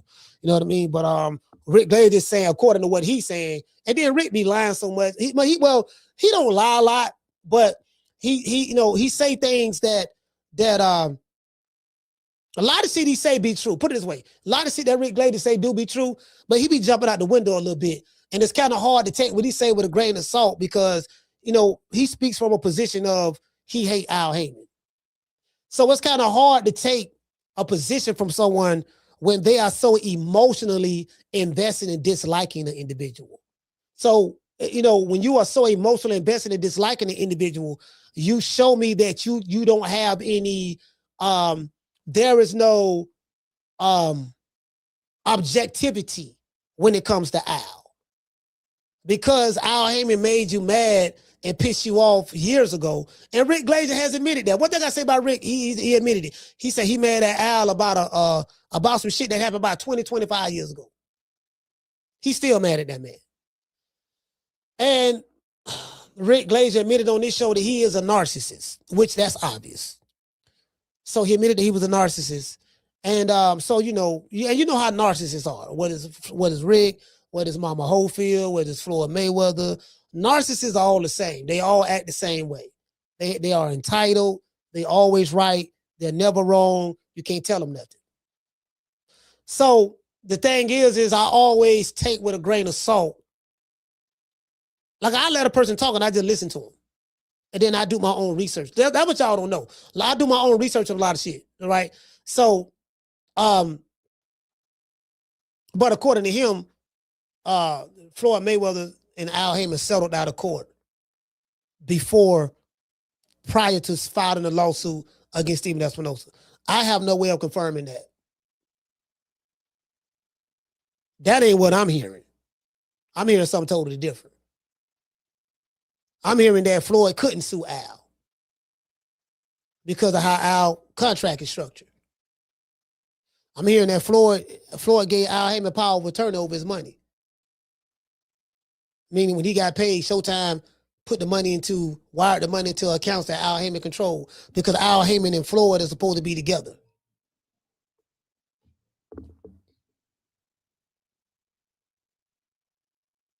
Yeah. Now that make more sense to me. Al Heyman got his contract. Al Heyman contract tighter than snake. Now Al Heyman got lawsuits. But the powerful white folks are the ones who suing him. Waddell and Reed, well, they're not Waddell and Reed anymore. The company that bought them, the big bad powerful white folks. Like the regular fighters, the bosses ain't nobody but an independent contractor. They ain't powerful enough to get Al. They ain't got that kind of power. You know, they look at fighters. See, these people, y'all know who run fighters? The dudes in suits. The suits are the ones who control fighters. When you look at a fighter, you look at a fighter as warriors, gladiators, killers. They're just regular people, fam. And you know who run fighters? Them people with the suits on. The fighters are scared of the people with the suits. The people who have them Harvard degrees, those advisors, them promoters, them the ones who run fighters. Them the ones who can have fighters' legs broken, arms broken, get them messed up. Ain't nobody boxing you, nigga. This how the fighters look. Ain't nobody boxing you. You know, it's this, right? It's like my granddaddy told me. It's the law of the land, fam. In the jungle, when the lions fight in the jungle, they don't fight to see who the baddest nigga. They don't fight to see who the baddest lion. They fight to see who gonna live the longest. That's the law of the jungle. Law of the land. Yeah, you tough, you bad. But no, I'm not gonna fight you on your terms. If you want to fight, fine, but I'm not gonna fight you on your terms. I'm gonna fight you on my terms. I'm gonna fight you when it's advantageous to me. This ain't about no ego. I'm trying to please people, like, you know what I mean? The people in suits, like people in boxing, the fighters, they terrified of Turk Ali Sheik. The boxers, they terrified of Dana White. The toughest boxer, guess what? The dude who can't box, who write the checks, who got all the power in boxing, they humble to him. They bow down. That's the truth. Yeah, you tough in that ring, but that's the truth. I'm telling y'all what God loves. Take it or leave it alone. Yeah, so if Al got that, suit and tie always beat muscle 7 days a week and twice on Sunday. Wrestling is muscle. Boxing is muscle. The dudes in suits, they beat you with this. They beat you with this. And they beat you with this. Let's assume it's a contract. Yeah, homie, you undisputed. You undefeated in the ring. But guess what? I'm undefeated with this suit and tie on and this pen. What I need you to do, I need you to sign this contract right here. Okay, cool. Yeah, dog. Yeah, dog. Ooh. See what we're gonna do, baby. Take this out, baby boy. Listen now. Now I want you come and ask me for your money. No, man, listen, man, where my money at, man? Where my money? Hold on, let's get shout out to Marta King. Hey, okay. Dropping our $1 super sticker. Shout out to Marta King. Hey, okay. I'm dropping another $1. Shout out to Chris Legg. Hey, okay. Dropping that quarter of a dub on your boy. Hey, Leroy. Super chat received. Playtime's over, boy. He said, don't hate, appreciate, and jab the like button. Get some color in the chat. He said, get some color in the chat. He said, salute, coach, appreciate. Yeah, I appreciate that, fam. I appreciate that. Shout out to my sister some in November. That's how this works. That's how this works. The suits control the muscle. Shout out to Sean from the Heights. Hey, okay. Dropping that quarter of a dub. He said, the question is, what Devin gonna do? Wait fight night. Oh, wait. The question is, what Devin gonna wait fight night? I guess you're trying to say, what is Devin gonna wait fight night? Remember Regis? It doesn't matter what he weighs fight night. Can you beat him? Rehydrate. Don't matter what it doesn't matter. As long as he make the weight, as long as he make the agreed upon contractually bound weight, it don't matter what he can rehydrate the 500 pounds he want to. Guess what? Now, If you got a rehydration clause in the contract, that's different. But if there's no rehydration clause, it doesn't matter. Can you beat him? Because the other fighter is going to rehydrate as well.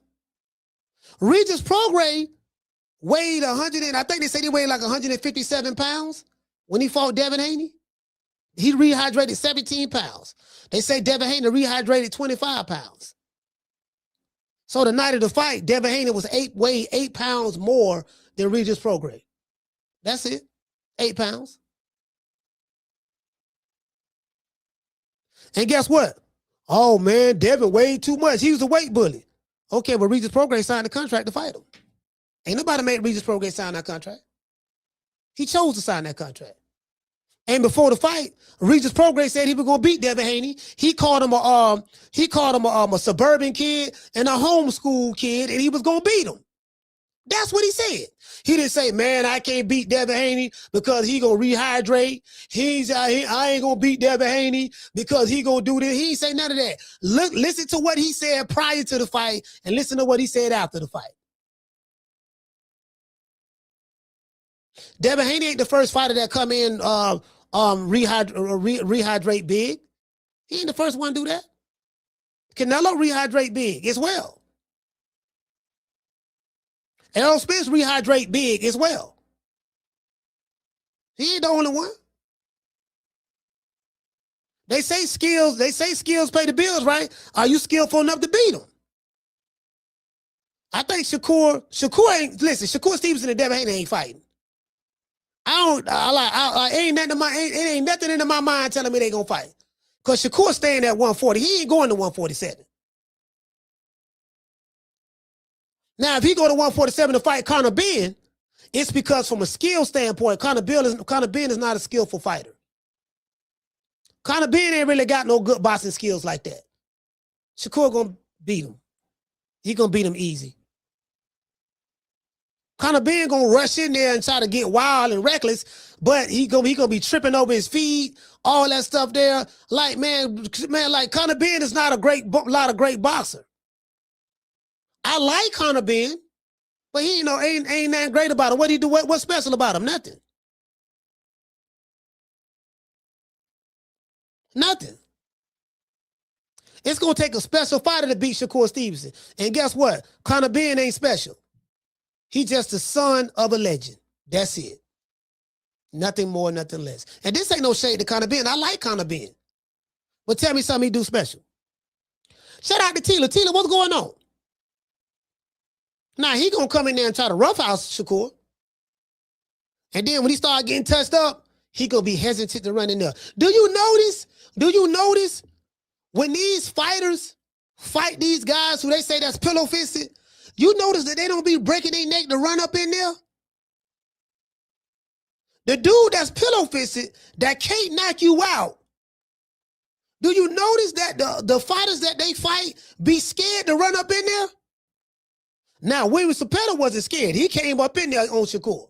William Cepeda let his hands go. He knew he was going to get hit, and he kept the pressure on for 12 rounds. He did that.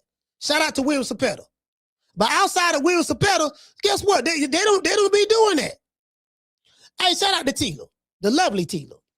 They don't be doing that. Well, you said the nigga pillow fisted. Yeah, dog, but that shit be stinking. Well, wait. Well, you said that you said he pillow fisted. Yeah, dog, that motherfucker, man, you get hit so many times. See, one thing about them pillow fists, when you get hit so many times with the pillows, those pillows start to hurt and late in the rounds. First round, you getting hit. Nigga hitting you with 10, 15, 20 points combination. Checking you with a jab. Bap, bap, bap, hitting with a two-piece, getting out the way. You can't get no get back. Man, this man ain't punching hard. He can't hit. No, he can't hit. He can't hit, Dad. He can't hit. Oh, he can't hit, fun. Yeah, he can't hit, son. Or he can't hit, son. He can't hit, fighter. He can't hit. Go in there and get him, whatever the case may be. Second round. Bap, bap. Teofimo was the same way. Go, what you doing? Teofimo singing, get him, son. Where's your power? And then about the 6th round go by. The 7th round go by. The 8th round go by. You down 7 rounds to 0. Listen, it's death by 1,000 paper cuts. Nigga paper cutting you to death. He start peppering you with paper cutting you to death. And then next thing you know, just imagine somebody hitting you with a lot of paper cuts, then he pouring alcohol over the open paper cut wound. It's stinging now. God, this shit. Man, I went up in there, motherfucker, man. Go up in there. I went up in there, dog. The nigga hit me with a 5-punch combination. Bam, bam, bam, bam, bam. He did. Yeah, nigga hit me 5-punch combination. No? Shit, well, what you want me to do? What are you doing? Get him. Look, I need some instructions. I need more than just going there and knock this nigga out. He ain't got nothing. Go knock him out or get him. If that's all you can tell me, T.O. Senior, if all you can tell me is get him, where's your power, knock him out, Crawford is over there laughing at us, you're going to hate yourself in the morning. If those are your instructions, guess what? I need a new trainer. True. Yeah, I need a new trainer, dog. This shit ain't working, dog. This man couldn't tell me shit. And then I'm not talented enough to figure it out on my own in the ring like a Terrence Crawford. I'm not talented enough to figure it out in between rounds, to figure it out within the round like an Alexander Usyk or a Crawford. I'm not talented enough to do that. So I got to get my ass whipped in this round, then go back to my corner to try to hear what he say, to try to figure out what to do. That's what separates the elite fighters. Sugar Ray Leonard was an elite fighter. Angelo Dundee giving Sugar Ray magnificent instructions against Tommy Hearns for the undisputed welterweight title. He said, "You're blowing it, kid. You're losing. This shit go 15. We on the 14th round, and it just go the distance. You gonna lose. It's over with. You blowing it." Now, this how you get this dude out of here. But you got to give it your all. 14th round in a 15-round fight, Sugar Ray Leonard stopped Tommy Hearns. Angelo told him what to do. Told him he was blowing it, told him he was losing, and then told him what he needed to do. Guess what? Sugar Ray went and got him. True.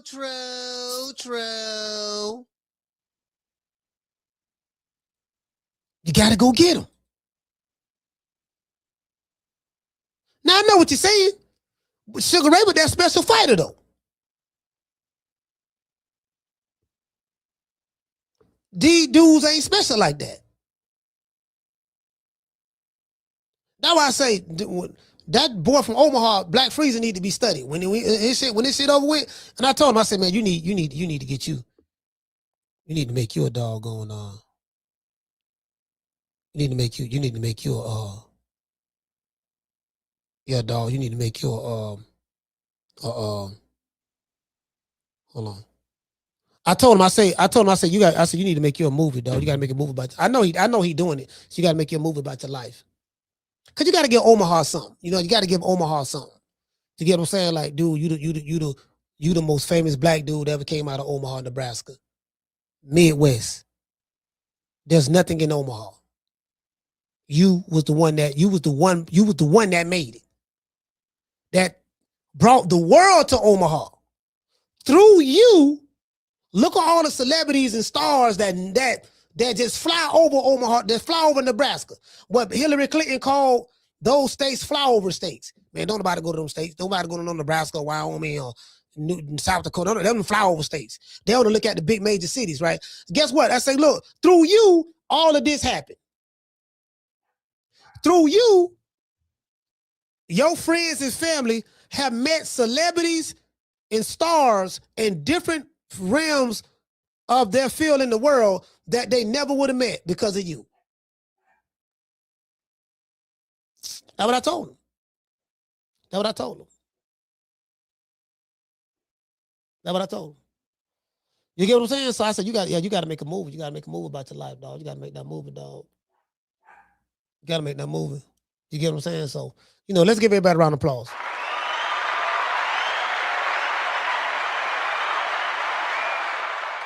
I said, you got to make a movie, dog. He doing it. I mean, he not doing it because I told him. He doing it anyways. You know what I mean? So yeah, you got to make a movie about your life, fam. You got to make a movie about your life, man. Document that. So let's see. Mauricio Suleiman. They got Mauricio Suleiman. Shakur say, be careful what you ask for. You just might get it. Let's see what Deebo Dale talking about on X. Let's see what he's talking about on Deebo. Deebo. Elijah Garcia returns. Yeah, Elijah. And Kevin Newman. Okay, Kevin Newman. Okay, Kevin Newman is one of the sparring partners for Deebo Devin Haney. That's what he used to get rid of. He say fighters say these names for more than. Yeah, I ain't man. Yeah, two-tone funny. Let me see what's up. What Deebo talking about? Yeah, Deebo want to smoke, man. I ain't tripping. He trying to fight Xander Zayas. See, I told Bill, I say, look, like somebody said, like the brother, what my main man Raymond from Illinois said. Shout out to Raymond from Illinois. Raymond here to make a valid point. They're like, look, man, they not finna fight. They not finna be giving Devin Haney nothing. I told Bill, I said, boy, they finna make it hard for you, boy. And guess what? Nobody owe you nothing. Devin Haney ain't no victim. He's a millionaire. He living well, flying around the world. And man, he got a 3-fight, $36 million contract. Get what? Ain't nobody feeling sorry for that nigga. And I like Deebo Dale. I met him. He's a nice dude. I like him. But ain't nobody feeling sorry for you. Nor is he asking for sympathy. You get what I'm saying? Him or the Haneys. It is what it is. Because they like, oh, we see what you trying to, you just want to use us to try to beat our guy because we know our guy ain't good enough to take the belt, then move on and use it as leverage in order to get paid more money. No, we not finna do that. We tired of you slick black fighters. You beat another black fighter and Brian Norman took his belt. You beat Loma. You beat George Campbell, both of those came undisputed. You beat Regis and then you walked off on me. Now you want to come back to me and think I'm gonna let you fight my fighter? Nah, we good. Yeah, but it's about the best fighting the best. Yeah, the best fighting the best. That's for you. And from a fighter standpoint, I'm a businessman. I'm a promoter. I ain't finna give you a motherfucking thing. I need to make sure I get my money. So if you want to fight my fighter, I need a multi-fight deal from you. We ain't fighting no multi-fight deal. And guess what? You ain't gonna be fighting my fighter. True. It's fine. Just go fight somebody else. Go fight Shakur. Go fight Keyshawn. But you ain't fighting my fighter. You don't dictate a motherfucking thing over here. And just like if I don't dictate nothing over there for DHP Promotions, and you right about that, you don't dictate nothing over here in Matchroom. It is what it is. So I respect Devin Haney's position, and I respect Eddie Hearn's position. I ain't got a dog in the race. I understand both sides. It ain't now personal. It's just business. Just business. Anyway, he said, but shout out, man. Shout out the man. Listen, man. He say Buffett and Munger are from Omaha, coach. Yeah, you talking about white folks though. I ain't talking about whites. I'm talking about black folks. Yeah, I'm talking about black folks. You see what I'm saying? That's why I said that. Yeah, I'm talking about black folks. You know what I mean? So, anyway, y'all know what time it is, man. I want to dedicate this show to the hood. I want to thank the whole hood who came out here. I love y'all. I did this for the hood. Y'all know I beat that boy. Yeah, man, it is what it is, fam. And what it say? He say, did Eddie win and lost the purse bid? Now Leon Pato team control that fight. Yeah. Leon Pato, yeah. Yeah, he did lose the purse bid. Yeah, because some, a lot of, like, these guys got an idea what these fights cost. And he might have lost the purse bid, but the people who won the purse bid, they didn't make their money back, from what I'm hearing. You saw that fight. You saw that fight. That fight wasn't a lot of people showed up at that fight. They put that fight on pay-per-view behind the paywall, and that fight didn't sell at all. So had Eddie Hearn would have won the fight, it would have been a lot more better.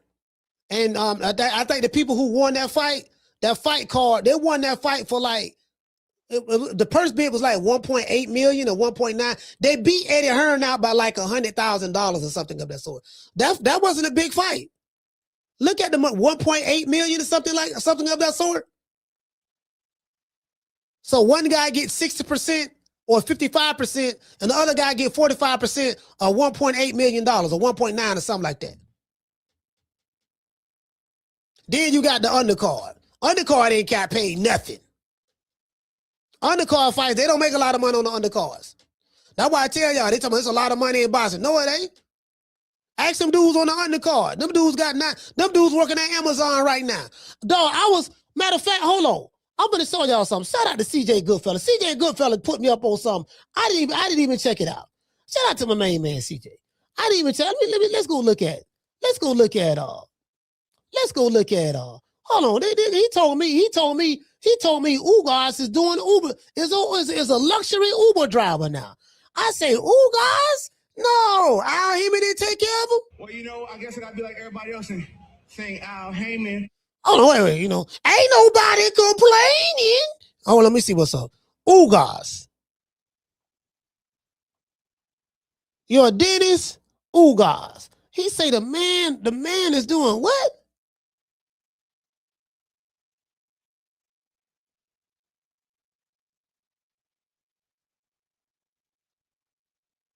What is that? Talking about cockroaches right there. I know this. He said the man doing Uber Eats. No, man. Hold on. I need somebody. Hey, I need him to send me that. Yeah, I need him to send me that. Yeah, because I ain't see. He say, yeah.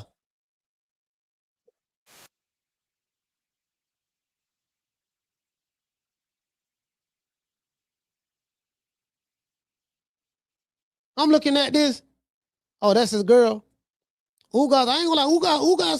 Ugas got him. Hey, boy, Ugas look like he got him. Ugas look like he got him a little. His girl look like a Cuban snow bunny, huh? Y'all see Ugas? He's sitting there smiling. Boy, that black Cuban look happy. Boy, look at him. I think it's his baby mama too. Look at, ooh, Lord have mercy, boy. Boy, they say, boy, Ugas say if it ain't white, it ain't right.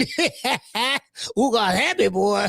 Yeah, look at that Cuban. Look at that Cuban right there. Ugas, she's showing the whole thing. I ain't mad at you, dog. I ain't mad at you. Ugas like, yeah, you know what I mean, dog? Shit. And nigga, if it ain't white, it ain't right. That what Ugas said. You know, he ain't no FBA. He Cuban, so, you know, it is what it is. Anyway, wait on. What is it? See Ugas right there. Look, hold on. Yeah, she got her body done. She got a boob job and she got a BBL. She got a boob job and a BBL. Oh, here you go right here. Wait. He said, today I had a special and blessed afternoon.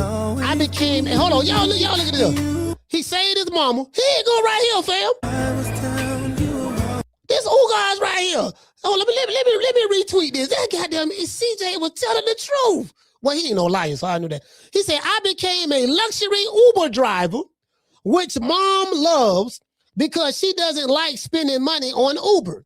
I picked her up and took her to a doctor's appointment. Then she stopped by, because he just got his mother back from over there in Cuba, so that's good. Then she stopped by a friend's house. Then we went to a Chinese restaurant owned by some friends. Okay, my friends got restaurants too, so I understand that. And then she stopped by my wife's house. Oh, that's his wife. Okay,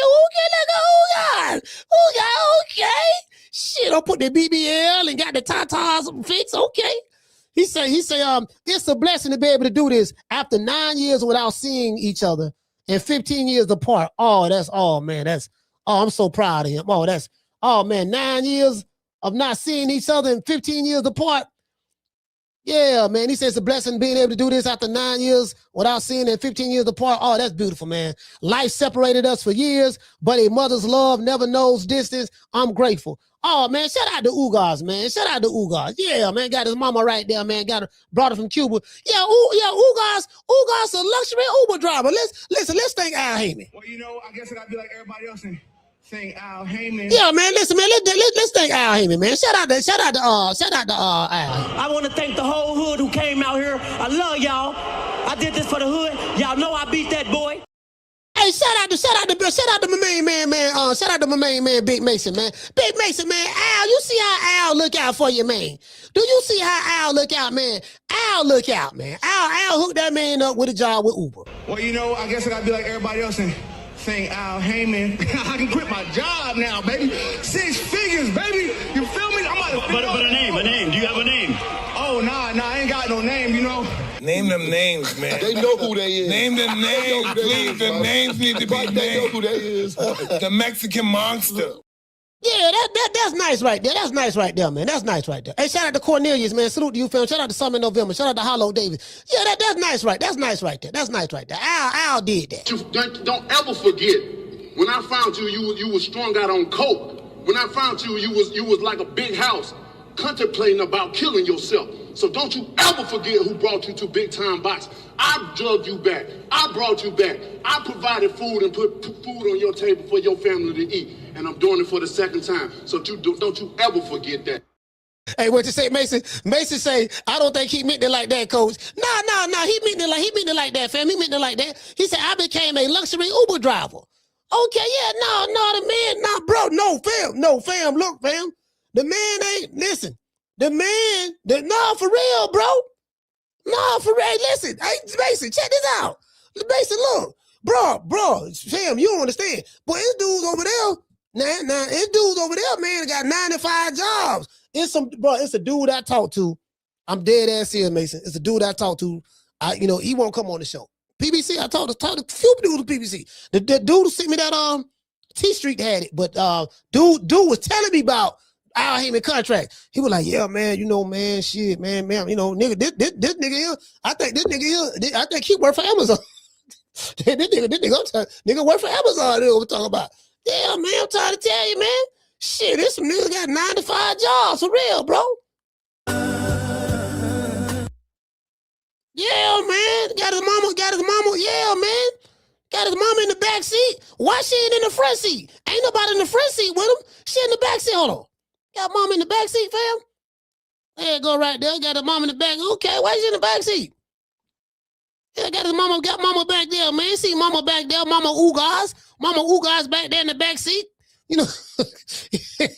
Al hooked them up. They always talk about Ugas. Shout out to Al, man. Y'all say what y'all want to say about Al. Al look out for his people. He do that. I am ranked number one. That means I'm the best. But this bum been taking the easy matches, fighting other bums. And shout out to Ham, man. Ham, what's going on? I'm gonna give everybody a shout out right after these messages. Oh, we going live tomorrow. There's a fight party tomorrow. We going live. Who fighting tomorrow? Somebody fighting tomorrow. We going live. I think somebody fighting during the day and somebody fighting at night.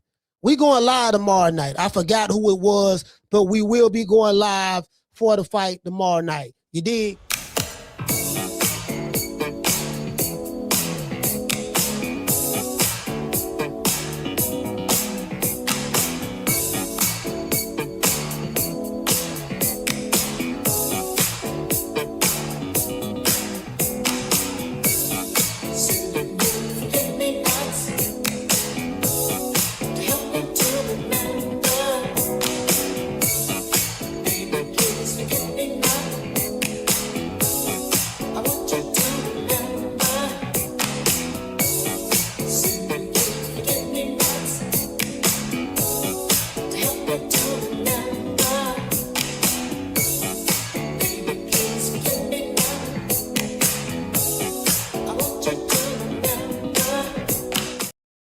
Hey, Mason.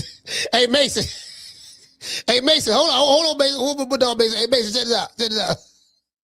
Sources say, they say Al Heyman gave Adrian Broner a job shooting dice at the liquor store.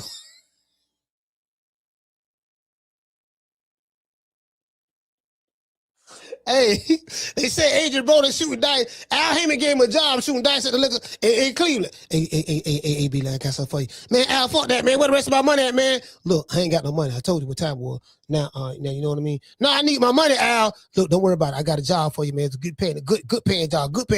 For real, where's that? Here, take these dice.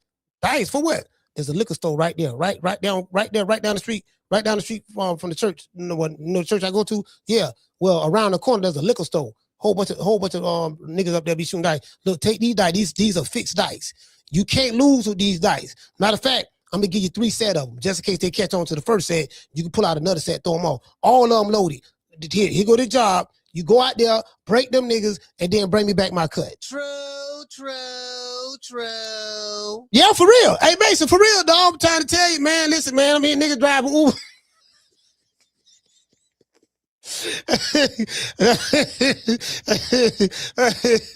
Nah, I just bullshit. Nah, you know what though? But all jokes aside, though, man. Shout out to Ugas, man. His mama been gone for a while, so he's able to get his mom and stuff like that. I'm real happy. I'm real happy for him, bro. Real happy for him on that. But there are fighters over there who do have 9-to-5 jobs. But there are fighters with top rank that have 9-to-5 jobs. There are fighters at Golden Boy that have 9-to-5 jobs. You know them fighters at Pro Boss got 9-to-5 jobs. Them niggas, like, soon they have a fight. Yeah, where you finna go at? Yeah, I gotta go home, dog. My jaw broke, eye swollen. Gotta go to the hospital, but I gotta go to the hospital tonight. In the morning, I got to go to work. Yeah, like for real, bro. Like for real. Some niggas, man, shit. Bro, hey, Mason, look at Johnny Rice. What Johnny Rice working at? Wasn't he with the PBC? Where he at? Shit, man, you be surprised. Now, I don't know about Ugas. I hope Ugas still got his money. Well, Ugas, I hope I don't know. You know what? Ugas he wasn't really making no money like that. They say his biggest payday was Errol Spence, and that wasn't much. He ain't like he made millions of dollars fighting Errol. He ain't make that. You get what I'm saying? That wasn't much. And then you see what Al Heyman did to Floyd. So shit, man, you be surprised, bro. You be surprised. Anyway, shout out to Mason. Okay. Shout out to Bishop Bullwinkle. Okay. Summer in November. Okay. Shout out to Cornelius. Okay. Who else we got? Shout out to Damien. Okay. B Love. Okay. Shout out to shout out to Mika. Okay. Jimmy Bird. Okay. Yeah, man. This dude said Julio Cesar Chavez was 89-0 before he lost his fight. The reason why people don't give Julio Cesar Chavez credit, because he had all those fights in Mexico. He was 89-0 in Mexico before he came to America. Shit. I could be 89-0 in Mexico right now, and I ain't even in shape of nothing. And I'm old, so I can be 89-0 in Mexico. Shit, let's see, Julio. I catch Julio coming out the bar drinking. He don't drink a case of tequilas, a case of Coronas. I've got you. I'm okay. I got now. Julio Cesar Chavez was a good fighter though, because he fought some top fighters when he came to America. But that's why a lot of Black American, I'm telling you, the Black American boxing fans, we ain't really look at Julio Cesar Chavez as all that when I was coming up. Because we said this nigga got a padded record, came over here, nigga don't fault, nigga don't win 89-0 in Mexico. You get what I'm saying? That's what Roger Mayweather was saying. Now he ended up beating Roger. He did beat Roger. He beat Roger. He beat the Black Mamba. I think he beat him twice. He beat the Black Mamba twice, if I'm not mistaken. Now he ran up on Pernell. Pernell put them paws on him, but Don King said it was a draw. I say Don King because Don King was the one, because Don King was the one in control over there. But yeah, Don King said it was a draw. But he put, if you get a draw with Julio Cesar Chavez without knocking him out, you really won. Shout out to Bishop Bullwinkle. Okay. Jamie. Okay. Cooking with Sir Senior. Okay. Shout out to Martin King Boxing. Okay. Curtis Robinson. Okay. Shout out to the lovely Tila. Okay. Tony Montana. Okay. Schoolo X-Man. Okay. Who else we got, man? Shout out to Lee. Lee, what's going on, fam? Okay. Anybody need a job, man? I'm gonna call Al, man. Hook y'all up. Now, this whole thing.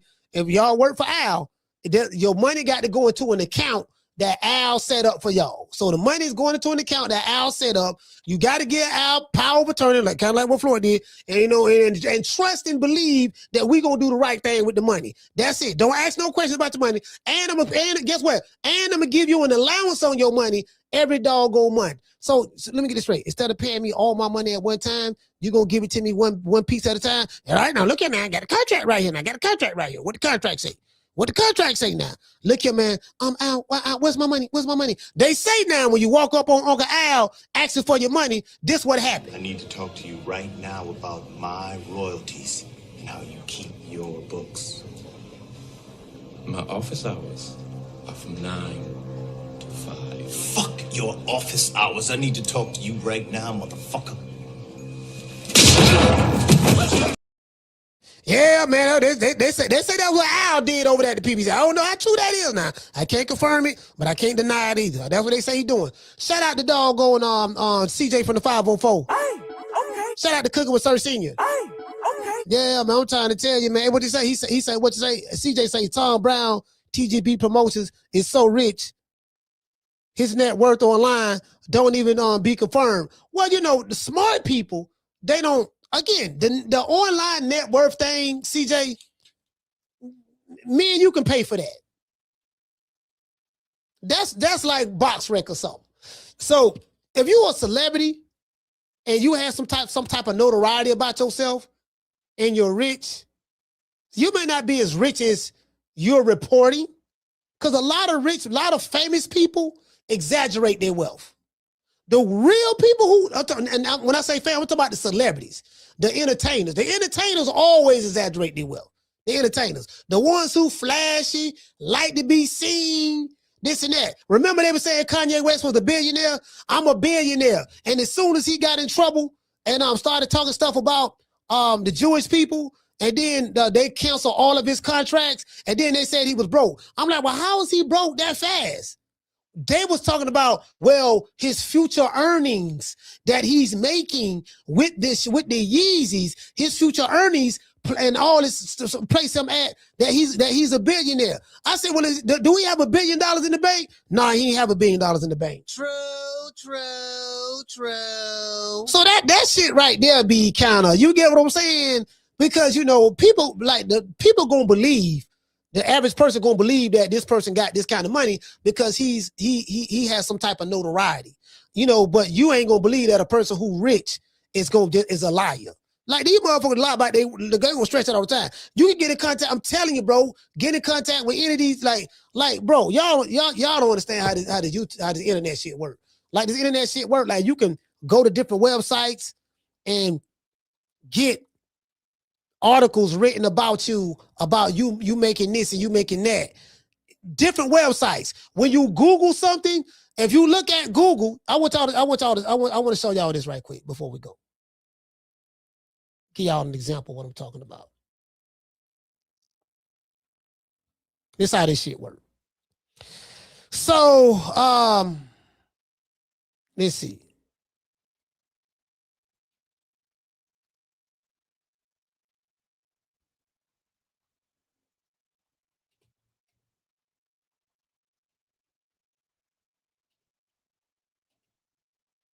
What is Warren Buffett's net worth? So I want to show y'all how this works. Y'all see this right here? This right here is the source from which AI is pulling this information from. When you click on this takes you to the source. So you don't never just look at this. It say as of January 26th, Warren Buffett estimated net worth is approximately $148 billion, $148.9 billion, consistently ranking amongst the top 10 richest individuals in the world. Now, according to Floyd Mayweather, he making $300 million a month, according to Floyd. Now, you know what I mean? So, okay, how much money? And so when you do this right, this right here is the link from which all the information is coming from. Over here is where they're pulling this information from. Wikipedia, and CNBC, and then CNBC again, hit show all. And then what you want to do, you want to click on this and then look at the source from which they're getting it from. Because if you pull this up, this source that Wikipedia got it, that AI got it from, they may have gotten it from another source. So where did they get this from? And then you click right here, and then it's going to take you here. So you got to keep going when you're doing the searches. You got to flesh it out to get to where they pulling this information from. That's how the internet works. The internet works on like I can put a bunch of bullshit out there right now on the internet, and then what's going or a bunch of good stuff, money, what I'm rich, I got this, I got that. You type my name in, Coach Malachi is worth such and such. But y'all don't know I got a website that I made that I'm putting all this information out there. And now, I'm not saying that Warren Buffett ain't worth that. What I'm trying to say, I'm just trying to show y'all how the game go on the internet. That's how it goes. Anybody can do it.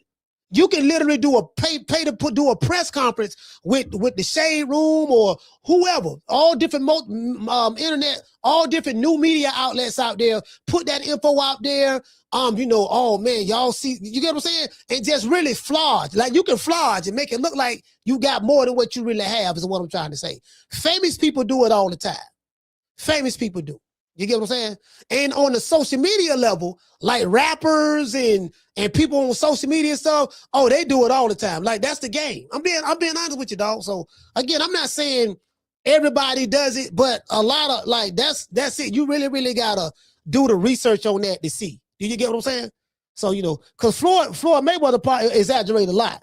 And anytime a nigga tell me he making $300 million, in my next investment, I'm gonna be making about $300 million a month, but you spending a lot of money. Floyd Mayweather got a spending habit, and he has a gambling habit. It's very well be that he ain't got the money that he thought he had because he spent it all. You spend a lot of money. You trick on females, you buy cars, you buy houses, you buy a bunch of jewelry. And you know, sometimes just because a fighter say he's spending money on this and that, don't necessarily mean he's spending it as well. Because a lot of times these dudes be lying. They'll pull up in the car. Oh, yes, you know, I just bought me a brand new Lambo. He ain't bought that Lambo. That man took that car on the test drive. That's somebody else's car. But people going to believe he bought it. Why? Because he famous. You get what I'm saying? That's the game. That's the game. That's the game. You get what I'm saying? I'm being honest with you, bro. That's the game. That's how they do it. When you're famous, it's easy to fool a motherfucker. Listen, hey, Tilo, check this out. You know people right now, they get a little bit, you know how let income tax come around. When everybody get their income tax check, you know how people do it in the hood. Yeah, nigga, I got this.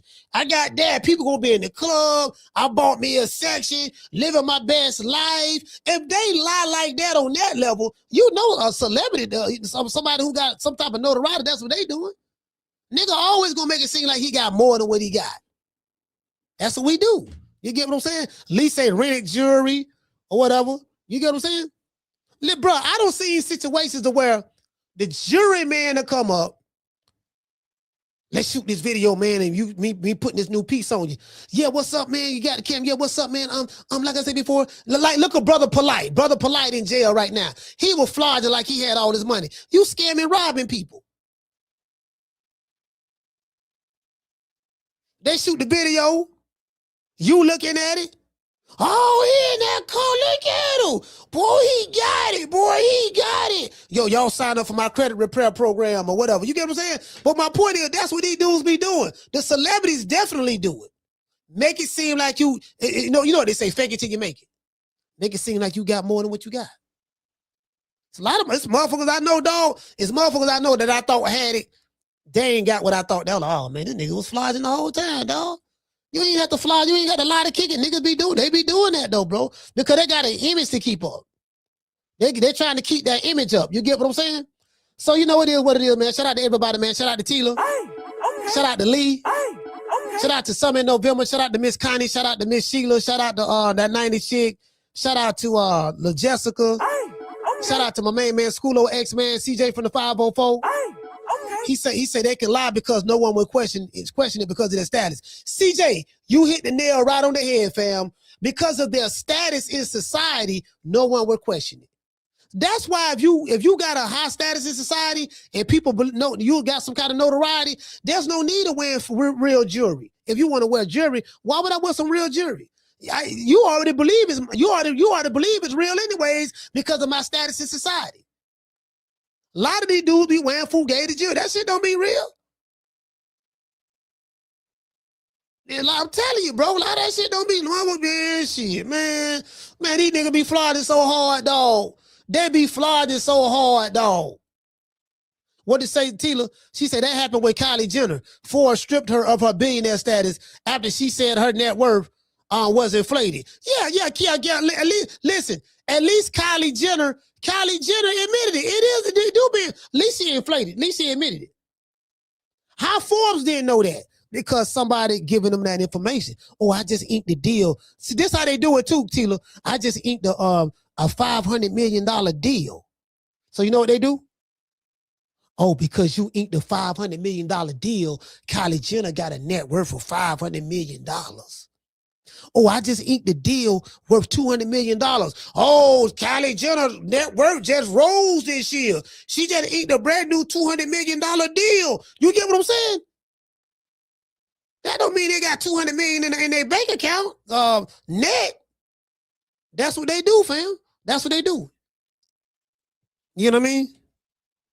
Yeah, that's the easiest way in the world to fool people.